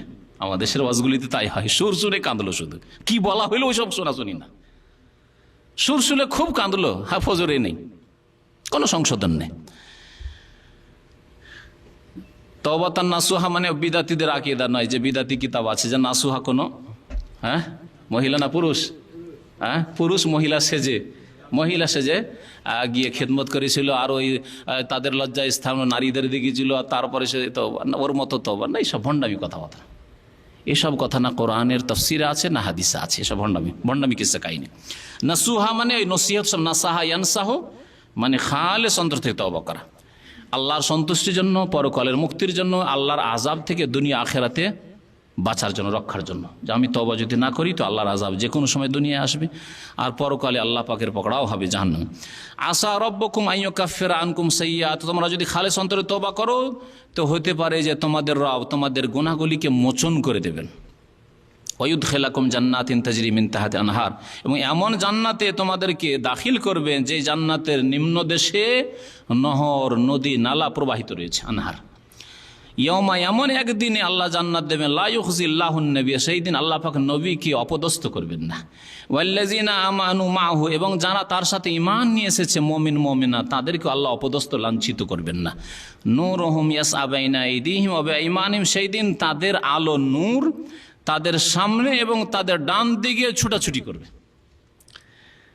হাসরের মাঠে নবী করিম সাল্লাল্লাহু আলাইহি সাল্লাম এবং তার উম্মত মুমিন মুমিনাতদের সামনে এবং ডান দিকে বলা হয়েছে, সামনে আর ডান দিকে নূর, আর নূর আলো, যে আলোতে তারা জান্নাতে সহজে চলে যাবে। পক্ষান্তরে মুনাফিকরা, সূরা হাদিদে আল্লাহ পাক বলেছেন, আসছে সূরা হাদিদের তাফসীর, ওরা মুমিনদেরকে বলবে যে আমাদের দিকে একটু ফিরে দেখো, আর তোমাদের একটু নূরগুলি আমাদেরকে দাও, নাক্তাবিস মিন নূরিকুম, তোমাদের একটু নূর, আমরা অন্ধকারে পড়ে গেছি, একটু আলো দাও যাতে রাস্তা পাই। রাস্তা পাবে না, জাহান্নামে নিক্ষিপ্ত হবে। বাম দিকে নূর কেন হবে না? কারণ বাম দিকে জাহান্নাম, জাহান্নামীরা বাম দিকে, আসহাবুশ শিমাল, আর ডান দিকে আর সামনে নূর হবে, যাতে করে জান্নাতীরা নবী করিম সাল্লাল্লাহু আলাইহি সাল্লামের সাথে জান্নাতে যেতে পারেন। এবং তারা দোয়া করবে সেই সময় হাসর মাঠে, রব্বানা আতমিম লানা নূরানা, হে আমাদের রব পালনকর্তা, আমাদের নূরকে পূর্ণতা দান করো, পূর্ণ রূপে আমাদেরকে নূর দান করো। ওয়াগফির লানা, আমাদের গুনাহ খাতা মাফ করে দাও। ইন্নাকা আলা কুল্লি শাইইন কাদির, নিশ্চয় তুমি সব কিছুর ওপর ক্ষমতাবান। আল্লাহ পাক রব্বুল তারপরে নবীকে সম্বোধন করে বলছেন, ইয়া আইয়ুহান নবী, আবার বলছেন হে নবী, ইয়া আইয়ুহান নবী জাহিদিল কুফার ওয়াল মুনাফিকিন, কাফেরদের বিরুদ্ধে জিহাদ করো, ওয়াল মুনাফিকিন, মুনাফিকদের বিরুদ্ধে জিহাদ করো। জিহাদ মানে কি? শুধু অস্ত্রের না, জিহাদ বিভিন্ন স্তরে রয়েছে। এখানে আল্লাহ পাক কাফেরদের বিরুদ্ধে জিহাদ করতে বলেছেন, আর মুনাফিকদের বিরুদ্ধে জিহাদ করতে বলেছেন। যদি শুধু অস্ত্রের জিহাদ ধরে নেন, নবী করিম সাল্লাল্লাহু আলাইহি সাল্লাম মদিনার মুনাফিকদের বিরুদ্ধে কখনো অস্ত্র ধরেছেন? একজন কোন মুনাফিককে হত্যা করেছেন? যারা সিরাত পড়েছেন, নবীর জীবনী পড়েছেন তারা বলবেন, কারণ যারা পড়েননি শুধু হু হু করিয়েন না। হ্যাঁ, আমাদের দেশের একটা কবিতা আছে, জলসাতে অনেকে পড়ে, হ্যাঁ, না বুঝে যে হু হু করে তাকে ভূতে ধরেছে। না বুঝে হু হু করবেন তো ভূতে ধরা লোক আপনি। যদি জানেন তাহলে হু করেন, হা করেন, আর না জানেন তো চুপ থাকেন। নবী করিম সাল্লাল্লাহু আলাইহি সাল্লাম কাফের মুশরিকদের বিরুদ্ধে জিহাদ করেছেন। বদর, ওহুদ হয়েছে মক্কার মুশরিকদের বিরুদ্ধে, তাই না? খন্দকের যুদ্ধ হয়েছে মুশরিকদের বিরুদ্ধে, কাফেরদের বিরুদ্ধে। কিন্তু মুনাফিক যারা কলেমা পড়তো কিন্তু অন্তরে ঈমান ছিল না, আব্দুল্লাহ বিন উবাই মুনাফিকের দল। ওহুদের যুদ্ধে 1000 নিয়ে নবী করিম সাল্লাল্লাহু আলাইহি সাল্লাম বের হইলেন, রাস্তায় গিয়ে 300 বেরিয়ে চলে আসলো। জানেন না? জানেন না? আসতে বলছেন মানে অল্প লোকই জানেন, ঠিক না? বেরিয়ে যে চলে আসলেন, আসলে 300 জন। নবী করিম সাল্লাল্লাহু আলাইহি সাল্লাম তাদের বিরুদ্ধে জিহাদ করেছিল। ইহুদিদের বিরুদ্ধে জিহাদ হয়েছে, যারা বিশ্বাসঘাতকতা করেছিল, গাদ্দারি করেছিল, বানু কুরাইজা, বানু নজির, বানু কাইনুকা। কিন্তু এই মুনাফিকদের বিরুদ্ধে অস্ত্র ধারণ করা হয়নি। মুনাফিক যখন বলল একবার তবুকের যুদ্ধের সময় যে নবী করিম সাল্লাল্লাহু আলাইহি ওয়াসাল্লাম লাঞ্ছিত মানুষ, আজাল, মদিনা ফিরে গেলে লা ইউখরিজান্নাল আ'আজ্জু মিনহাল আজাল, যারা সম্মানিত লাঞ্ছিতদেরকে মদিনা থেকে বের করে দেবে। এই কথা শোনার পরে ওমর রাদিয়াল্লাহু তাআলা আনহু বলেছিলেন, বিভিন্ন ক্ষেত্রেও বলেছেন নবী করিম সাল্লাল্লাহু আলাইহি ওয়াসাল্লামকে, ওমর রাদিয়াল্লাহু, ইয়া রাসূলুল্লাহ, আমাকে শুধু হুকুম দেন, আমি এই মুনাফিক ইবনে উবাইয়ের গর্দন উড়িয়ে দিচ্ছি। কতবার বলেছেন তিনি। নবী করিম সাল্লাল্লাহু অনুমতি দেননি। না না না, এই অনুমতি দেওয়া হবে না, কারণ ইন্নান নাসা ইয়াতাহাদ্দাসু আন্না মুহাম্মাদান ইয়াকতুলু আসহাবা, লোকেরা ছড়াবে এই মিথ্যা কথা যে মুহাম্মদ তার সাথী সঙ্গীকে খুন করে দিচ্ছে। লোকে মনে করবে যে ইবনে উবাই এ তো কলেমা পড়েছে, সুতরাং মুহাম্মদ সাল্লাল্লাহু আলাইহি ওয়াসাল্লামের সাথী। আসলে তো সাথী নাই, তো মুনাফিক, অন্তরের মুনাফিক। না, একে হত্যা করা যাবে না। তাহলে মুনাফিকদের বিরুদ্ধে নবী করিম সাল্লাল্লাহু আলাইহি ওয়াসাল্লাম কখনো অস্ত্র ধরেননি। আল্লাহ যে বলছেন জাহিদুল কুফার আল মুনাফিকিন, কাফের বিরুদ্ধে জিহাদ করো, মুনাফিকের বিরুদ্ধে জিহাদ করো। তাহলে বোঝা গেল যে এই জিহাদ মানে সশস্ত্র জিহাদ নয়, এছাড়াও আরো জিহাদ রয়েছে। কোন জিহাদ? তাহলে এর আগে বলেছি কোরআনে কারীম দিয়ে জিহাদ, আল্লাহ পাকের হুজ্জত, প্রমাণকে মানুষের উপর কায়েম করে দেওয়া, যাতে কাল কিয়ামতে আর কোনো ওজর পেশ না করতে পারে। আল্লাহ, আমরা জানতাম না, এটা হচ্ছে বড় জিহাদ। তাহলে মানব জাতির কাছে সঠিক দাওয়াতকে তুলে ধরা, কোরআনের আহ্বানকে তুলে ধরা, আল্লাহ পাকের কালামকে তুলে ধরা, এই আসমানি সিলেবাসকে পেশ করা বিভিন্ন ভাষায়, হচ্ছে বড় জিহাদ। দাওয়াতের আল্লাহ, দিনের দাওয়াত দেওয়া। যারা জানে না ইসলাম সম্পর্কে, অথবা বিরূপ ধারণা রয়েছে, ইসলাম মানে সন্ত্রাস, ইসলাম মানে সন্ত্রাস, এরা খুন করে, তাদেরকে যদি কোরআনে কারীমের তাফসীর পৌঁছে দেওয়া হয়, কোরআনে কারীমের সঠিক ব্যাখ্যা বক্তব্যের আকারে হোক, অথবা লিখনির আকারে হোক, তাফসীরের আকারে হোক, যে আকারে, সিরাতের আকারে হোক, যদি পৌঁছে দেওয়া হয়, তাহলে এটি হচ্ছে বড় জিহাদ।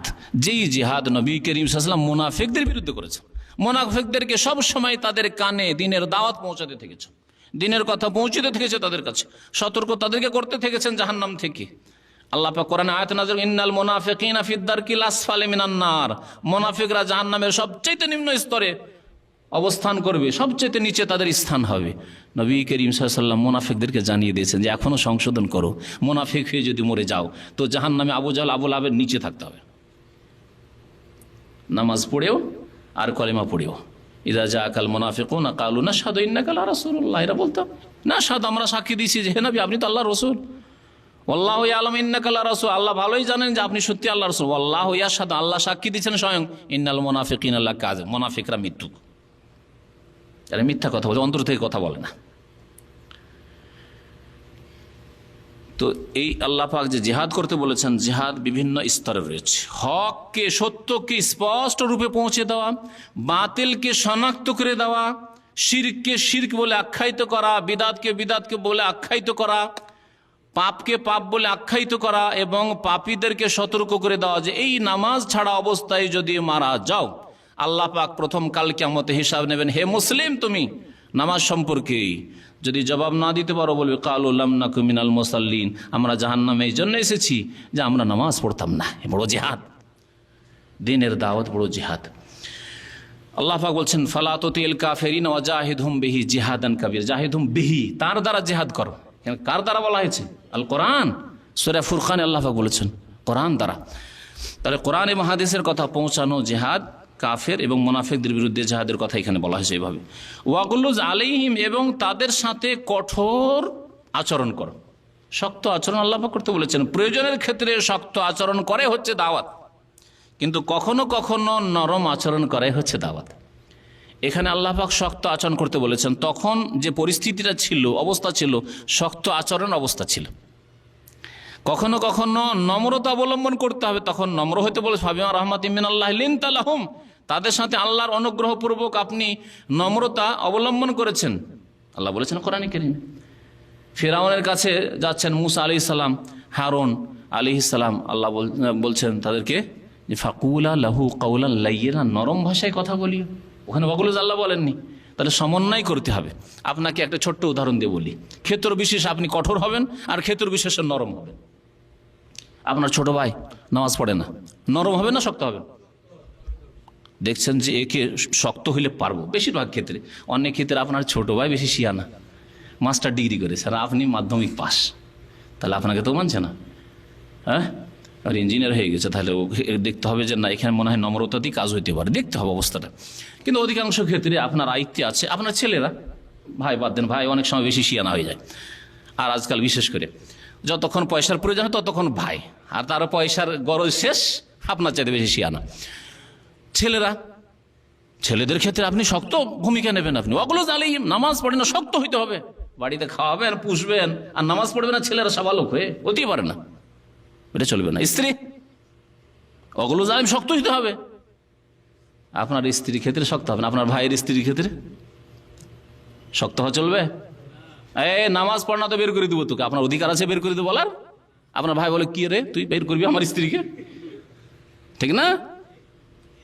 দেখ দেখি, সাথে সাথে লড়াই শুরু হয়ে গেল, মারপিট শেষ না, জেহালত। তাহলে এখানে আপনার ভাইয়ের স্ত্রী, আপনার পাড়া প্রতিবেশীর স্ত্রীকে যদি পর্দা করতে বলেন আর যদি তাদের নামাজ পড়তে বলেন, তাহলে নম্রতা অবলম্বন করতে হবে। পক্ষান্তরে আপনার স্ত্রীর ক্ষেত্রে ওয়াগুলো জালিম, শক্ত হইতে হবে। এই জন্য বলা হয়েছে যে যিনি দিনের দাওয়াত দেবেন, দিনের খেদমত করবেন, তিনি একজন হাকিম, ডাক্তার। ডাক্তার দেখছে এই রোগীকে কোন ওষুধ দিয়ে ভালো করা যেতে পারে। রোগী যদি বেশি আবেগী হয়, তাকে সান্ত্বনা দিয়ে ভালো করা যায়। ওকে ওষুধ দিয়ে ভালো করা যাবে না, হয়তো রোগী বেশি আবেগী, ওকে এমন সান্ত্বনা দিতে হবে। সান্ত্বনা দেওয়ার পরে ও ট্যাবলেটে বিশ্বাসই করে না রোগী। আমরা দেখেছি ডাক্তারের পাশে বসে থেকে, কক ডাক্তার বিশেষ করে এগুলোর কাছে এসে বলছে আমি ওই ট্যাবলেট চাই না, ওই ট্যাবলেট আমি ভালো হবে না, ইঞ্জেকশন দেন। ডাক্তার চলে যাওয়ার পরে আত্মীয় ডাক্তার অনেকে আছে, বলছে একে ইঞ্জেকশনই দিতে হবে। আমি জানি যে ওই 4 আনার 25 পয়সার ট্যাবলেটে ভালো হয়ে যেত, কিন্তু একে ট্যাবলেট দিলে বিশ্বাসই করবে না আর পয়সাও দেবে না। ইঞ্জেকশন দিলাম 25 পয়সার মাত্র ইঞ্জেকশন দিলাম, আর এর কাছে 5 টাকা নিলাম। আজকে থেকে 20 বছর আগের কথা বলছি। মনে শান্তি যেন আমি ভালো হয়ে যাব, কারণ ইঞ্জেকশন ফুড়েছে, ব্যথা পেয়েছি। তো আপনাকে চিকিৎসক হইতে হবে। দাওয়াতের ক্ষেত্রে আপনাকে চিকিৎসক হইতে হবে, যে কাকে কি আচরণ দিয়ে আমি ভালো করতে পারবো। যদি দেখেন যে না, এর সাথে শক্ত স্বভাব দেখিয়ে, শক্ত আচরণ দেখিয়ে কেউ ঠিক করা যাবে না, তাহলে আপনি নরম হয়ে যান। আর যদি দেখেন একে নরম আচরণ দেখালে এ আরো চড়ে বসবে, একে ঠিক করা যাবে না, তাহলে শক্ত হইতে হবে। আল্লাহ পাক যেন আমাদেরকে তৌফিক দান করেন। এর নাম হচ্ছে হেকমত। হেকমত মানে লুকিয়ে রাখা নয়। আবার হেকমত অনেকে মনে করে ভাই তখন কি দরকার, থাকেন মিলেমিশে থাকেন, এর নাম হেকমত নয়। এবার ভাই বেনামাজি, তাহলে কি করবেন, চলেন আর কি করবেন, এর নাম হেকমত নয়, এ জাহেলেরা। হেকমত মানে যেখানে যেটা প্রয়োজন সেই আচরণ আপনি করবেন, কিন্তু সেই আচরণ আপনার করতে হবে, দিনের দাওয়াত দিতে হবে। ওয়াগলুজ আলাইহিম, তাদের সাথে কঠোর আচরণ করো। ওয়া মাওয়াহুম জাহান্নাম, এবং জেনে রাখো যে ওদের বাসস্থান হচ্ছে জাহান্নাম। কাফের আর মুনাফিকদের বাসস্থান হচ্ছে জাহান্নাম। ওয়া বিসাল মাসির, আর কতই না নোংরা প্রত্যাবর্তন স্থল, ফিরে যাওয়ার জায়গা মাসির, তারা এখানে ফিরে যাবে, কতই যে নোংরা জায়গায় তারা ফিরে যাবে জাহান্নামে এই দুনিয়া থেকে। যারাবাল্লাহু মাসাইল্লাযিনা কাফারু ইমরাতা নূহ ওয়া ইমরাতা লূত। আল্লাহ পাক রব্বুল তারপরে 2জন নারীর দৃষ্টান্ত পেশ করেছেন, যারা নেক লোক, ভালো সৎ লোকের মাতাহাতে ছিল, সৎ লোকের অধীনে ছিল, স্ত্রী হিসাবে ছিল, কিন্তু এই সৎ লোকেরা, নেক লোকেরা, আল্লাহর নবীগণ তাদেরকে আল্লাহর আযাব থেকে রক্ষা করতে পারেন। এই ঘটনা দৃষ্টান্ত পেশ করার উদ্দেশ্য হচ্ছে আয়েশা, হাফসা রাদিয়াল্লাহু তাআলা আনহাকে সতর্ক করা, ওর সাথে সম্পর্ক আছে, দেখো, যদিও তোমরা শ্রেষ্ঠ রাসূলের স্ত্রী, কিন্তু তার সংসর্গে থেকেও, তার পাশে থেকেও, তার খেদমতে থেকেও যদি তোমাদের আকীদা, তোমাদের আমল, তোমাদের আখলাক, তোমাদের চরিত্র আচরণ ঠিক না থাকে, তাহলে রাসূলুল্লাহ সাল্লাল্লাহু আলাইহি ওয়াসাল্লাম তোমাদেরকে আল্লাহর আযাব থেকে রক্ষা করতে পারবেন না। যেমন নূহ আলাইহিস সালাম, লূত আলাইহিস সালাম তাদের স্ত্রীদেরকে আল্লাহর আযাব থেকে রক্ষা করতে পারেননি। এইরকমই এর বিপরীত আল্লাহ দৃষ্টান্ত পেশ করেছেন। ফেরাউনের স্ত্রীর কথা, যে যদি কোনো মহিলা বাধ্য হয়, অনেক সময় স্বেচ্ছায় কোনো খারাপ লোকের কাছে থাকা জায়েজ নয়, কিন্তু যদি পরিস্থিতি বাধ্য করে আর কোনো খারাপ লোকের সংসর্গেও কেউ যদি থাকতে বাধ্য হয়, তাহলে তার অন্যায় জুলম অত্যাচার ওই ব্যক্তির ক্ষতি করতে পারবে যে সৎ জীবন যাপন করেছে। যেমন ফেরাউনের স্ত্রী, ফেরাউন এত বড় জালেম, আর তার বাড়িতে সারা জীবন কাটিয়েছে, শেষখানে ইসলাম গ্রহণ করেছে, আল্লাহর আযাব থেকে রক্ষা পেয়েছেন তিনি, আসিয়া রাদিয়াল্লাহু তাআলা আনহা, ঠিক না? কিন্তু শখের সাথে স্বেচ্ছায় আপনি পাপিষ্ঠদের সংসর্গ আপনি অবলম্বন করবেন, তাদের সাথে থাকবেন, এটা চলবে না। কোনখানে বাধ্য হলে, মালিক ওই রকম, মুদির, ম্যানেজার, সুপারভাইজার, ফোরম্যান রুমে থাকতে বাধ্য, আর ফাসেক পাপিষ্ঠদের সাথে আপনাকে রেখে দেওয়া হয়েছে, আপনার কোনো উপায় নেই, লা হাওলা ওয়ালা কুওয়াতা ইল্লা বিল্লাহ, আপনি বললেও কেউ শোনার মতো কোনো সৎ লোক নেই, আপনি সবর করেন। তাদের আযাব, তাদের উপর যে আল্লাহর গজব রয়েছে, আল্লাহর যে ক্রোধ রয়েছে, তাতে আপনার ক্ষতি হবে না। এই কথা শেখানো হয়েছে ফেরাউনের বিবির এই ঘটনা দৃষ্টান্তকে তুলে ধরে। মহান আল্লাহ বলছেন জারাবাল্লাহু মাসালা, আল্লাহ দৃষ্টান্ত বর্ণনা করেছেন। এখানে জারাবা মানে বর্ণনা করা, জারাবা মানে মারাও হয়, আর জারাবা মানে বর্ণনা করা হয়, আর জারাবার আরেকটি অর্থ হয়, কোরআনে 3 অর্থে জারাবা ব্যবহার হয়েছে। কে বলতে পারেন?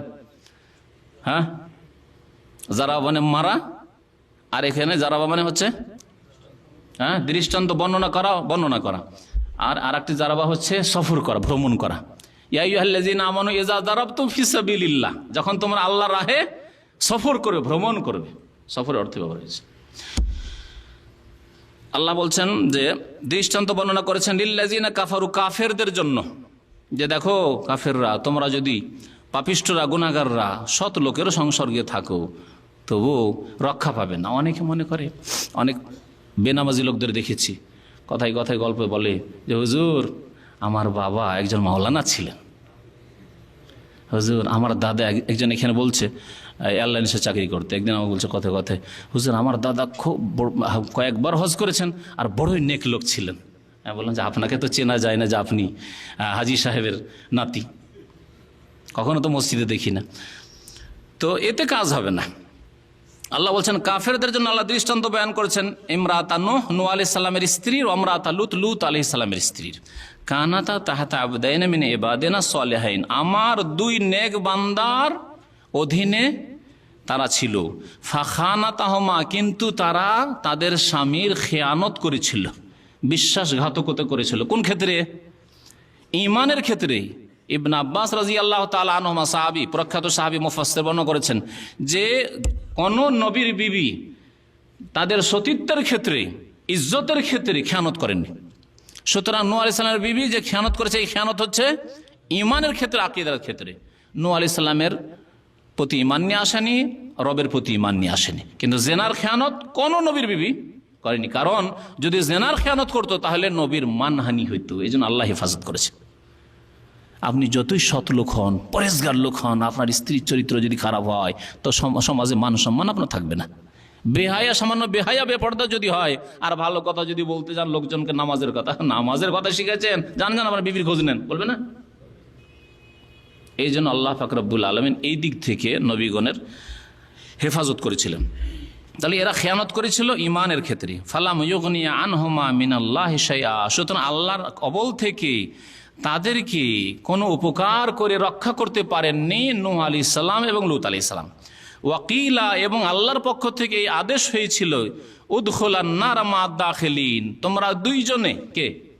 নূহ আলাইহিস সালামের বিবি এবং লূত আলাইহিস সালামের বিবিকে বলা উদখুলান নার মা দাখিলিন, যারা জাহান্নামে প্রবেশকারী তাদের সাথে তোমরাও জাহান্নামে প্রবেশ করো, জাহান্নামে যাও।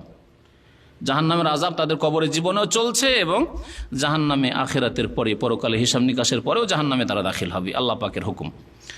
মহান আল্লাহ আরো দৃষ্টান্ত বয়ান করেছেন ওয়াদারাবাল্লাহু মাসালাল লিল্লাযিনা আমানু ইমরাতা ফিরআউন, আল্লাহ পাক মুমিনদের জন্য দৃষ্টান্ত বর্ণনা করেছেন।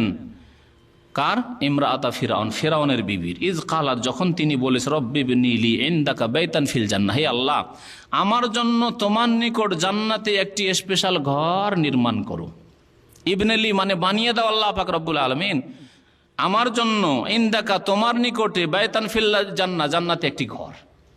কখন এই কথা বলেছিলেন? যখন ফেরাউন যখন কম্পিটিশন চালালো মুসা আলাইহিস সালামের সাথে জাদুকরদের, আর জাদুকররা হেরে গেল। সকালে গেছিল প্রতিযোগিতা কম্পিটিশন করার জন্য, আর বিকালবেলা তারা ঈমান নিয়ে আসলো রবের ওপর, আল্লাহ পাকের ওপর, মুসা আলাইহিস সালামের ওপর, আর তারা হেরে গেল মুসা আলাইহিস সালামের সেই আশা যে মজেজা তার সামনে। তখন তাদেরকে শুলিতে চড়ালো। সন্ধ্যাবেলা ফেরাউন এসে দেখে বাড়িতে যে ফেরাউনের বিবি আসিয়া শোনার পর, ঘটনা শোনার পর সে মুসলমান হয়ে গেছে, যে আরে আমার স্বামী যদি হক পথে হইতো, সত্য পথে হইতো, তাহলে এতগুলি জাদুঘর সঙ্গে গোটা দেশ থেকে ঘোষণা করে সমস্ত বড় বড় জাদুঘরদেরকে নিয়ে যাওয়া হয়েছে, তারপরও জিততে পারলো না, তার মানে সে বাতিলে আছে না। মুসা আলাইহিস সালাম হক পথে আছেন। সন্ধ্যাবেলা এসে বাড়িতে আসিয়া মুসলমান হয়ে গেছে। আযাব দেওয়ার জন্য লাগিয়ে দিল, জাল্লাদ দেখে আযাব দাও। উত্তপ্ত গরম ধূপে রোদরে তাকে শুয়ে দেওয়া হইতো, আর বুকের উপর পাথর চাপিয়ে দেওয়া হইতো। এইসব রেওয়ায়াত তাফসিরের কিতাবাদিতে এসেছে, ইবনে জারির রয়েছে, তাফসির ইবনে কাসির রয়েছে। তখন তিনি এই দোয়া করেছিলেন যে রব্বিবনি লি ইনদাকা বাইতান ফিল জান্নাহ। কোন কোন তাফসির রয়েছে যে ওপর থেকে পাথর নিক্ষেপের হুকুম দেওয়া হলো, তাকে শুয়ে দিয়ে পাথর নিক্ষেপ করে চূর্ণ বিচূর্ণ করে দেবে, এই হুকুম যখন দেওয়া হলো তিনি দোয়া করলেন যে আল্লাহ আমার জন্য জান্নাতে স্পেশাল ঘর বানিয়ে দাও, আমি তোমার প্রতি ঈমানকে ছেড়ে দেব না, আমার স্বামীর জুলম অত্যাচার আমি ছেড়ে দেব না। ওয়ানাজ্জিনি মিন ফিরআউন ওয়া আমালি, এবং ফিরআউন আর ফিরআউনের অপকর্ম থেকে, পাপ থেকে আমাকে রক্ষা করো, নাজাত দাও। সাথে সাথে তার রূহ কবজ হয়ে গেছিল, পাথর তার উপরে পড়ার আগেই আর ওই দৈহিক শাস্তি হওয়ার আগেই রূহ চলে গেছে আল্লাহর কাছে। তারপরে যে আযাব হচ্ছে সে আযাবের কোনো কষ্ট হচ্ছে না, কারণ মৃতদেহ পড়ে আছে। আল্লাহ পাক তার জন্য জান্নাতে ঘর নির্মাণ করে দিয়েছেন রাদিয়াল্লাহু তাআলা আনহু। ওয়ানাজ্জিনি মিনাল কওমিজ জালিমিন, আল্লাহ জালেম সম্প্রদায় থেকে আমাকে রক্ষা করো। ওয়া মারইয়াম ইবনাতা ইমরান, এবং দৃষ্টান্ত রয়েছে ইমরানের মেয়ে মারইয়ামের, ঈসা আলাইহিস সালামের মা ইমরানের মেয়ে, পিতার নাম ইমরান ছিল। আল্লাতী আহসানাত ফারজাহা, যিনি লজ্জাস্থানের সুরক্ষা করেছিলেন, সতীত্বকে বহাল রেখেছিলেন। ফানাফাখনা ফীহি মির রূহিনা, আল্লাহ বলছেন সুতরাং তাতে আমি রূহ ফুঁকে দিয়েছিলাম, কারণ তার বিয়ে হয়নি, বিনা বিবাহতে ঈসা আলাইহিস সালামের জন্ম হলো। তাহলে কেমন করে জন্ম হলো? আল্লাহ বলছেন আমি আমার রূহ ফুঁকেছিলাম। জিবরাইল আলাইহিস সালামকে পাঠালেন, সূরা মারইয়ামে বিস্তারিত আল্লাহ বলেছেন ফাতামাসসালা লাহা বাশারান সাওয়িয়া। জিবরাইল আলাইহিস সালাম মানুষের রূপ ধরে হঠাৎ করে মারইয়াম আলাইহিস সালামের সামনে হাজির। মারইয়াম আলাইহিস সালাম ভয় পেলে বললেন খবরদার তুমি দূরে থাকো, তুমি যদি মানুষ হও আর ভালো মানুষ হও তাহলে খবরদার স্পর্শ করবে না। যে দেখো আমি আল্লাহর পক্ষ থেকে এসেছি ফেরেশতা, আমি কোনো মানুষ নই, এবং আল্লাহ পাক সুসংবাদ দিচ্ছেন তোমাকে। তারপরে এটা ফুঁক দিলেন জিবরাইল আলাইহিস সালাম। এই ফুঁক যে এই গেরেবান দিয়ে যে জামার বা কামিজের যে ফাটল রয়েছে এখান থেকে ফুঁক দিলেন, আর সেই ফুঁকে গর্ভধারণ করলেন মারইয়াম আলাইহিস সালাম। আল্লাহ পাক তার কুদরতের বহিঃপ্রকাশ ঘটালেন যে আমি যদি ইচ্ছা করি বিনা কোনো উপায়ে, বিনা কোনো ওসিলাতে দুনিয়াতে মানুষকে সৃষ্টি করতে পারি। আদমকে সৃষ্টি করি তখন নারী পুরুষ কিছুই ছিল না, হাওয়াকে যখন সৃষ্টি করি তখন পুরুষ ছিল নারী ছিল না, আর যখন ঈসা আলাইহিস সালামকে সৃষ্টি করি তখন নারী ছিল কিন্তু পুরুষ ছিল না। তা আল্লাহ পাক বিনা উপায়ে, বিনা মাধ্যমে আল্লাহ মানব জাতিকে, যে কোনো মাখলুককে আল্লাহ কোন দিয়ে হও সৃষ্টি করতে পারে আল্লাহ পাক রব্বুল আলামিন। কিন্তু আল্লাহ একটা সিস্টেম করে দিয়েছেন, স্বামী স্ত্রীর মিলন হবে আর বৈধ তরিকে বিবাহ বন্ধনে আবদ্ধ হবে, তাহলে হালাল হবে, আর এইভাবে প্রজন্ম হবে দুনিয়াতে মানব জাতির। তো আল্লাহ পাক বলছেন যে ফানাফাখনা ফীহি মির রূহিনা, সুতরাং তাতে আমি আমার রূহ ফুঁকে দিয়েছিলাম। ওয়াসাদ্দাকাত বিকালিমাতি রব্বিহা ওয়া কুতুবিহি, তিনি বিশ্বাস স্থাপন করেছিলেন রবের কালিমার ওপর, বাণীর ওপর, এবং রবের কিতাব তাওরাত, জবুর, ইনজিল এসব কিতাবের ওপর, তখনকার কিতাব সেগুলি ছিল, তার প্রতি বিশ্বাস করেছিলেন মারইয়াম আলাইহিস সালাম। ওয়া কানাত মিনাল কানিতিন, এবং তিনি আল্লাহ পাকের অনুগত বান্দাদের একজন ছিলেন, যারা আল্লাহ পাকের বিনয়ী, কানিতিন মানে বিনয়ী অথবা অনুগত, দুটি অর্থ করা হয়েছে, বিনয়ী অনুগত বান্দাদের অন্তর্ভুক্ত তিনি ছিলেন। ওয়াসাদ্দাকাত বিকালিমাতি রাব্বিহা ওয়া কুতুবিহি ওয়া কানাত মিনাল কানিতিন। এই সূরায় 12টি আয়াত রয়েছে। এই 12টি আয়াতের তাফসীর শেষ হলো। আল্লাহ পাক রব্বুল যেন আমাদেরকে নেক আমলের তৌফিক দান করেন, কোরআনে কারীম বুঝার এবং তার প্রতি আমল করার তৌফিক দান করেন। আমাদের জীবনের যেসব ভুল ত্রুটি রয়েছে আল্লাহ পাক সংশোধনের জন্য তৌফিক দান করেন। সুবহান রাব্বিকা রাব্বিল ইজ্জাতি আম্মা ইয়াসিফুন ওয়া সালামুন আলাল মুরসালিন ওয়ালহামদুলিল্লাহি রাব্বিল আলামিন। এক দুটি হাদিস যদি সময় থাকে তো আপনাদেরকে শোনাই। মারিয়াম আলাইহিস সালাম সম্পর্কে মুসনাদ আহমদে একটি হাদিস রয়েছে। ইবনে আব্বাস রাদিয়াল্লাহু তাআলা আনহু বর্ণনা করছেন যে রাসূলুল্লাহ সাল্লাল্লাহু আলাইহি ওয়াসাল্লাম একবার 4টি দাগ টানলেন, রেখা, আর তারপরে বললেন যে আতাদরুনা মা হাযা, তোমরা কি জানো যে এগুলো কি? কালু আল্লাহ ওয়া রাসূলু আলাম, আল্লাহ এবং রাসূল বেশি জানেন। ফাকালা রাসূলুল্লাহ সাল্লাল্লাহু আলাইহি ওয়াসাল্লাম, নবী সাল্লাল্লাহু আলাইহি ওয়াসাল্লাম বললেন, আফজালু নিসা আহলিল জান্নাহ, জান্নাতীদের সর্বশ্রেষ্ঠ নারী হচ্ছেন খাদিজা বিনতু খুয়াইলিদ। খুয়াইলিদের মেয়ে খাদিজা কে? নবী করিম সাল্লাল্লাহু আলাইহি ওয়াসাল্লাম প্রথম স্ত্রী। তারপরে বললেন যে ও ফাতেমা বিনতে মুহাম্মদ, মুহাম্মদ সাল্লাল্লাহু আলাইহি ওয়াসাল্লামের মেয়ে ফাতেমা। ও মারিয়াম ইবনাতে ইমরান, ইমরানের মেয়ে মারিয়াম। ও আসিয়া বিনতু মুজাহিম, মুজাহিমের মেয়ে আসিয়া। ইমরাত ফিরাউন, ফিরাউনের বিবি। 4 জন সবচাইতে শ্রেষ্ঠ নারী জান্নাতি, নবী করিম সাল্লাল্লাহু আলাইহি ওয়াসাল্লাম বললেন। বুখারী এবং মুসলিমে একটি হাদিস রয়েছে আবু মুসা আশআরী রাদিয়াল্লাহু তাআলা আনহু থেকে, বলেছেন কামুলা মিনার রিজালি কাসীর, পুরুষদের অনেকেই পূর্ণতা লাভ করেছে, পুরুষদের অনেকে বড় মানুষ হয়েছে, মহামানব হয়েছে, মানে নবী রসুল হয়েছেন। নারীদের মধ্যে কেউ নবী রসুল হয়নি, তবে পূর্ণতা লাভ করেছেন ইমানের দিক দিয়ে, সম্মানের দিক দিয়ে। ওয়ালাম ইয়াকমুল মিনান নিসা, মহিলাদের মধ্যে পূর্ণতা লাভ করেছেন ইমানের দিক দিয়ে, আমলের দিক দিয়ে মাত্র কয়েকজন। ইল্লা কে? আসিয়া ইমরাতে ফিরাউন, ফিরাউনের স্ত্রী আসিয়া রাদিয়াল্লাহু তাআলা আনহা। ও মারিয়াম ইবনাতে ইমরান, ইমরানের মেয়ে মারিয়াম, ঈসা আলাইহিস সালামের মা। ও খাদিজা বিনতে খুয়াইলিদ, আর খুয়াইলিদের মেয়ে খাদিজা রাদিয়াল্লাহু তাআলা আনহা। আর আয়েশার কথা এখানে বলা হয়েছে, ওয়া আন্না ফাযলা আয়েশা তাআলা নিসাই কা ফাযলিস সারিদি আলা সাইদি তাআম। আর আয়েশা রাদিয়াল্লাহু তাআলা আনহার শ্রেষ্ঠত্ব, ফজিলত হচ্ছে ওই রকমই যেমন সমস্ত খাবারের ওপর শ্রেষ্ঠত্ব রয়েছে সারিদ খাবারের আরবদের কাছে। আরবদের সেই জামানায় 1400 বছর আগে সবচাইতে উত্তম খাবার আর স্বাদের খাবার ছিল সারিদ। সারিদ, যাতে এই যে রুটি আছে, রুটিগুলিকে ভেঙে ভেঙে টুকরো টুকরো করে দেওয়া হতো, আর ওতে গোশত দিয়ে দেওয়া হতো, গোশত দিয়ে পাকানো হতো। এই এক ধরনের খাবারকে সারিদ বলা হয়। এখনও এই ধরনের খাবার মানে আরবদের মধ্যে পাকানো হয়, আমিও খেয়েছি আরবদের বাড়িতে। এই সারিদ খাবার তাদের কাছে খুব প্রিয় খাবার।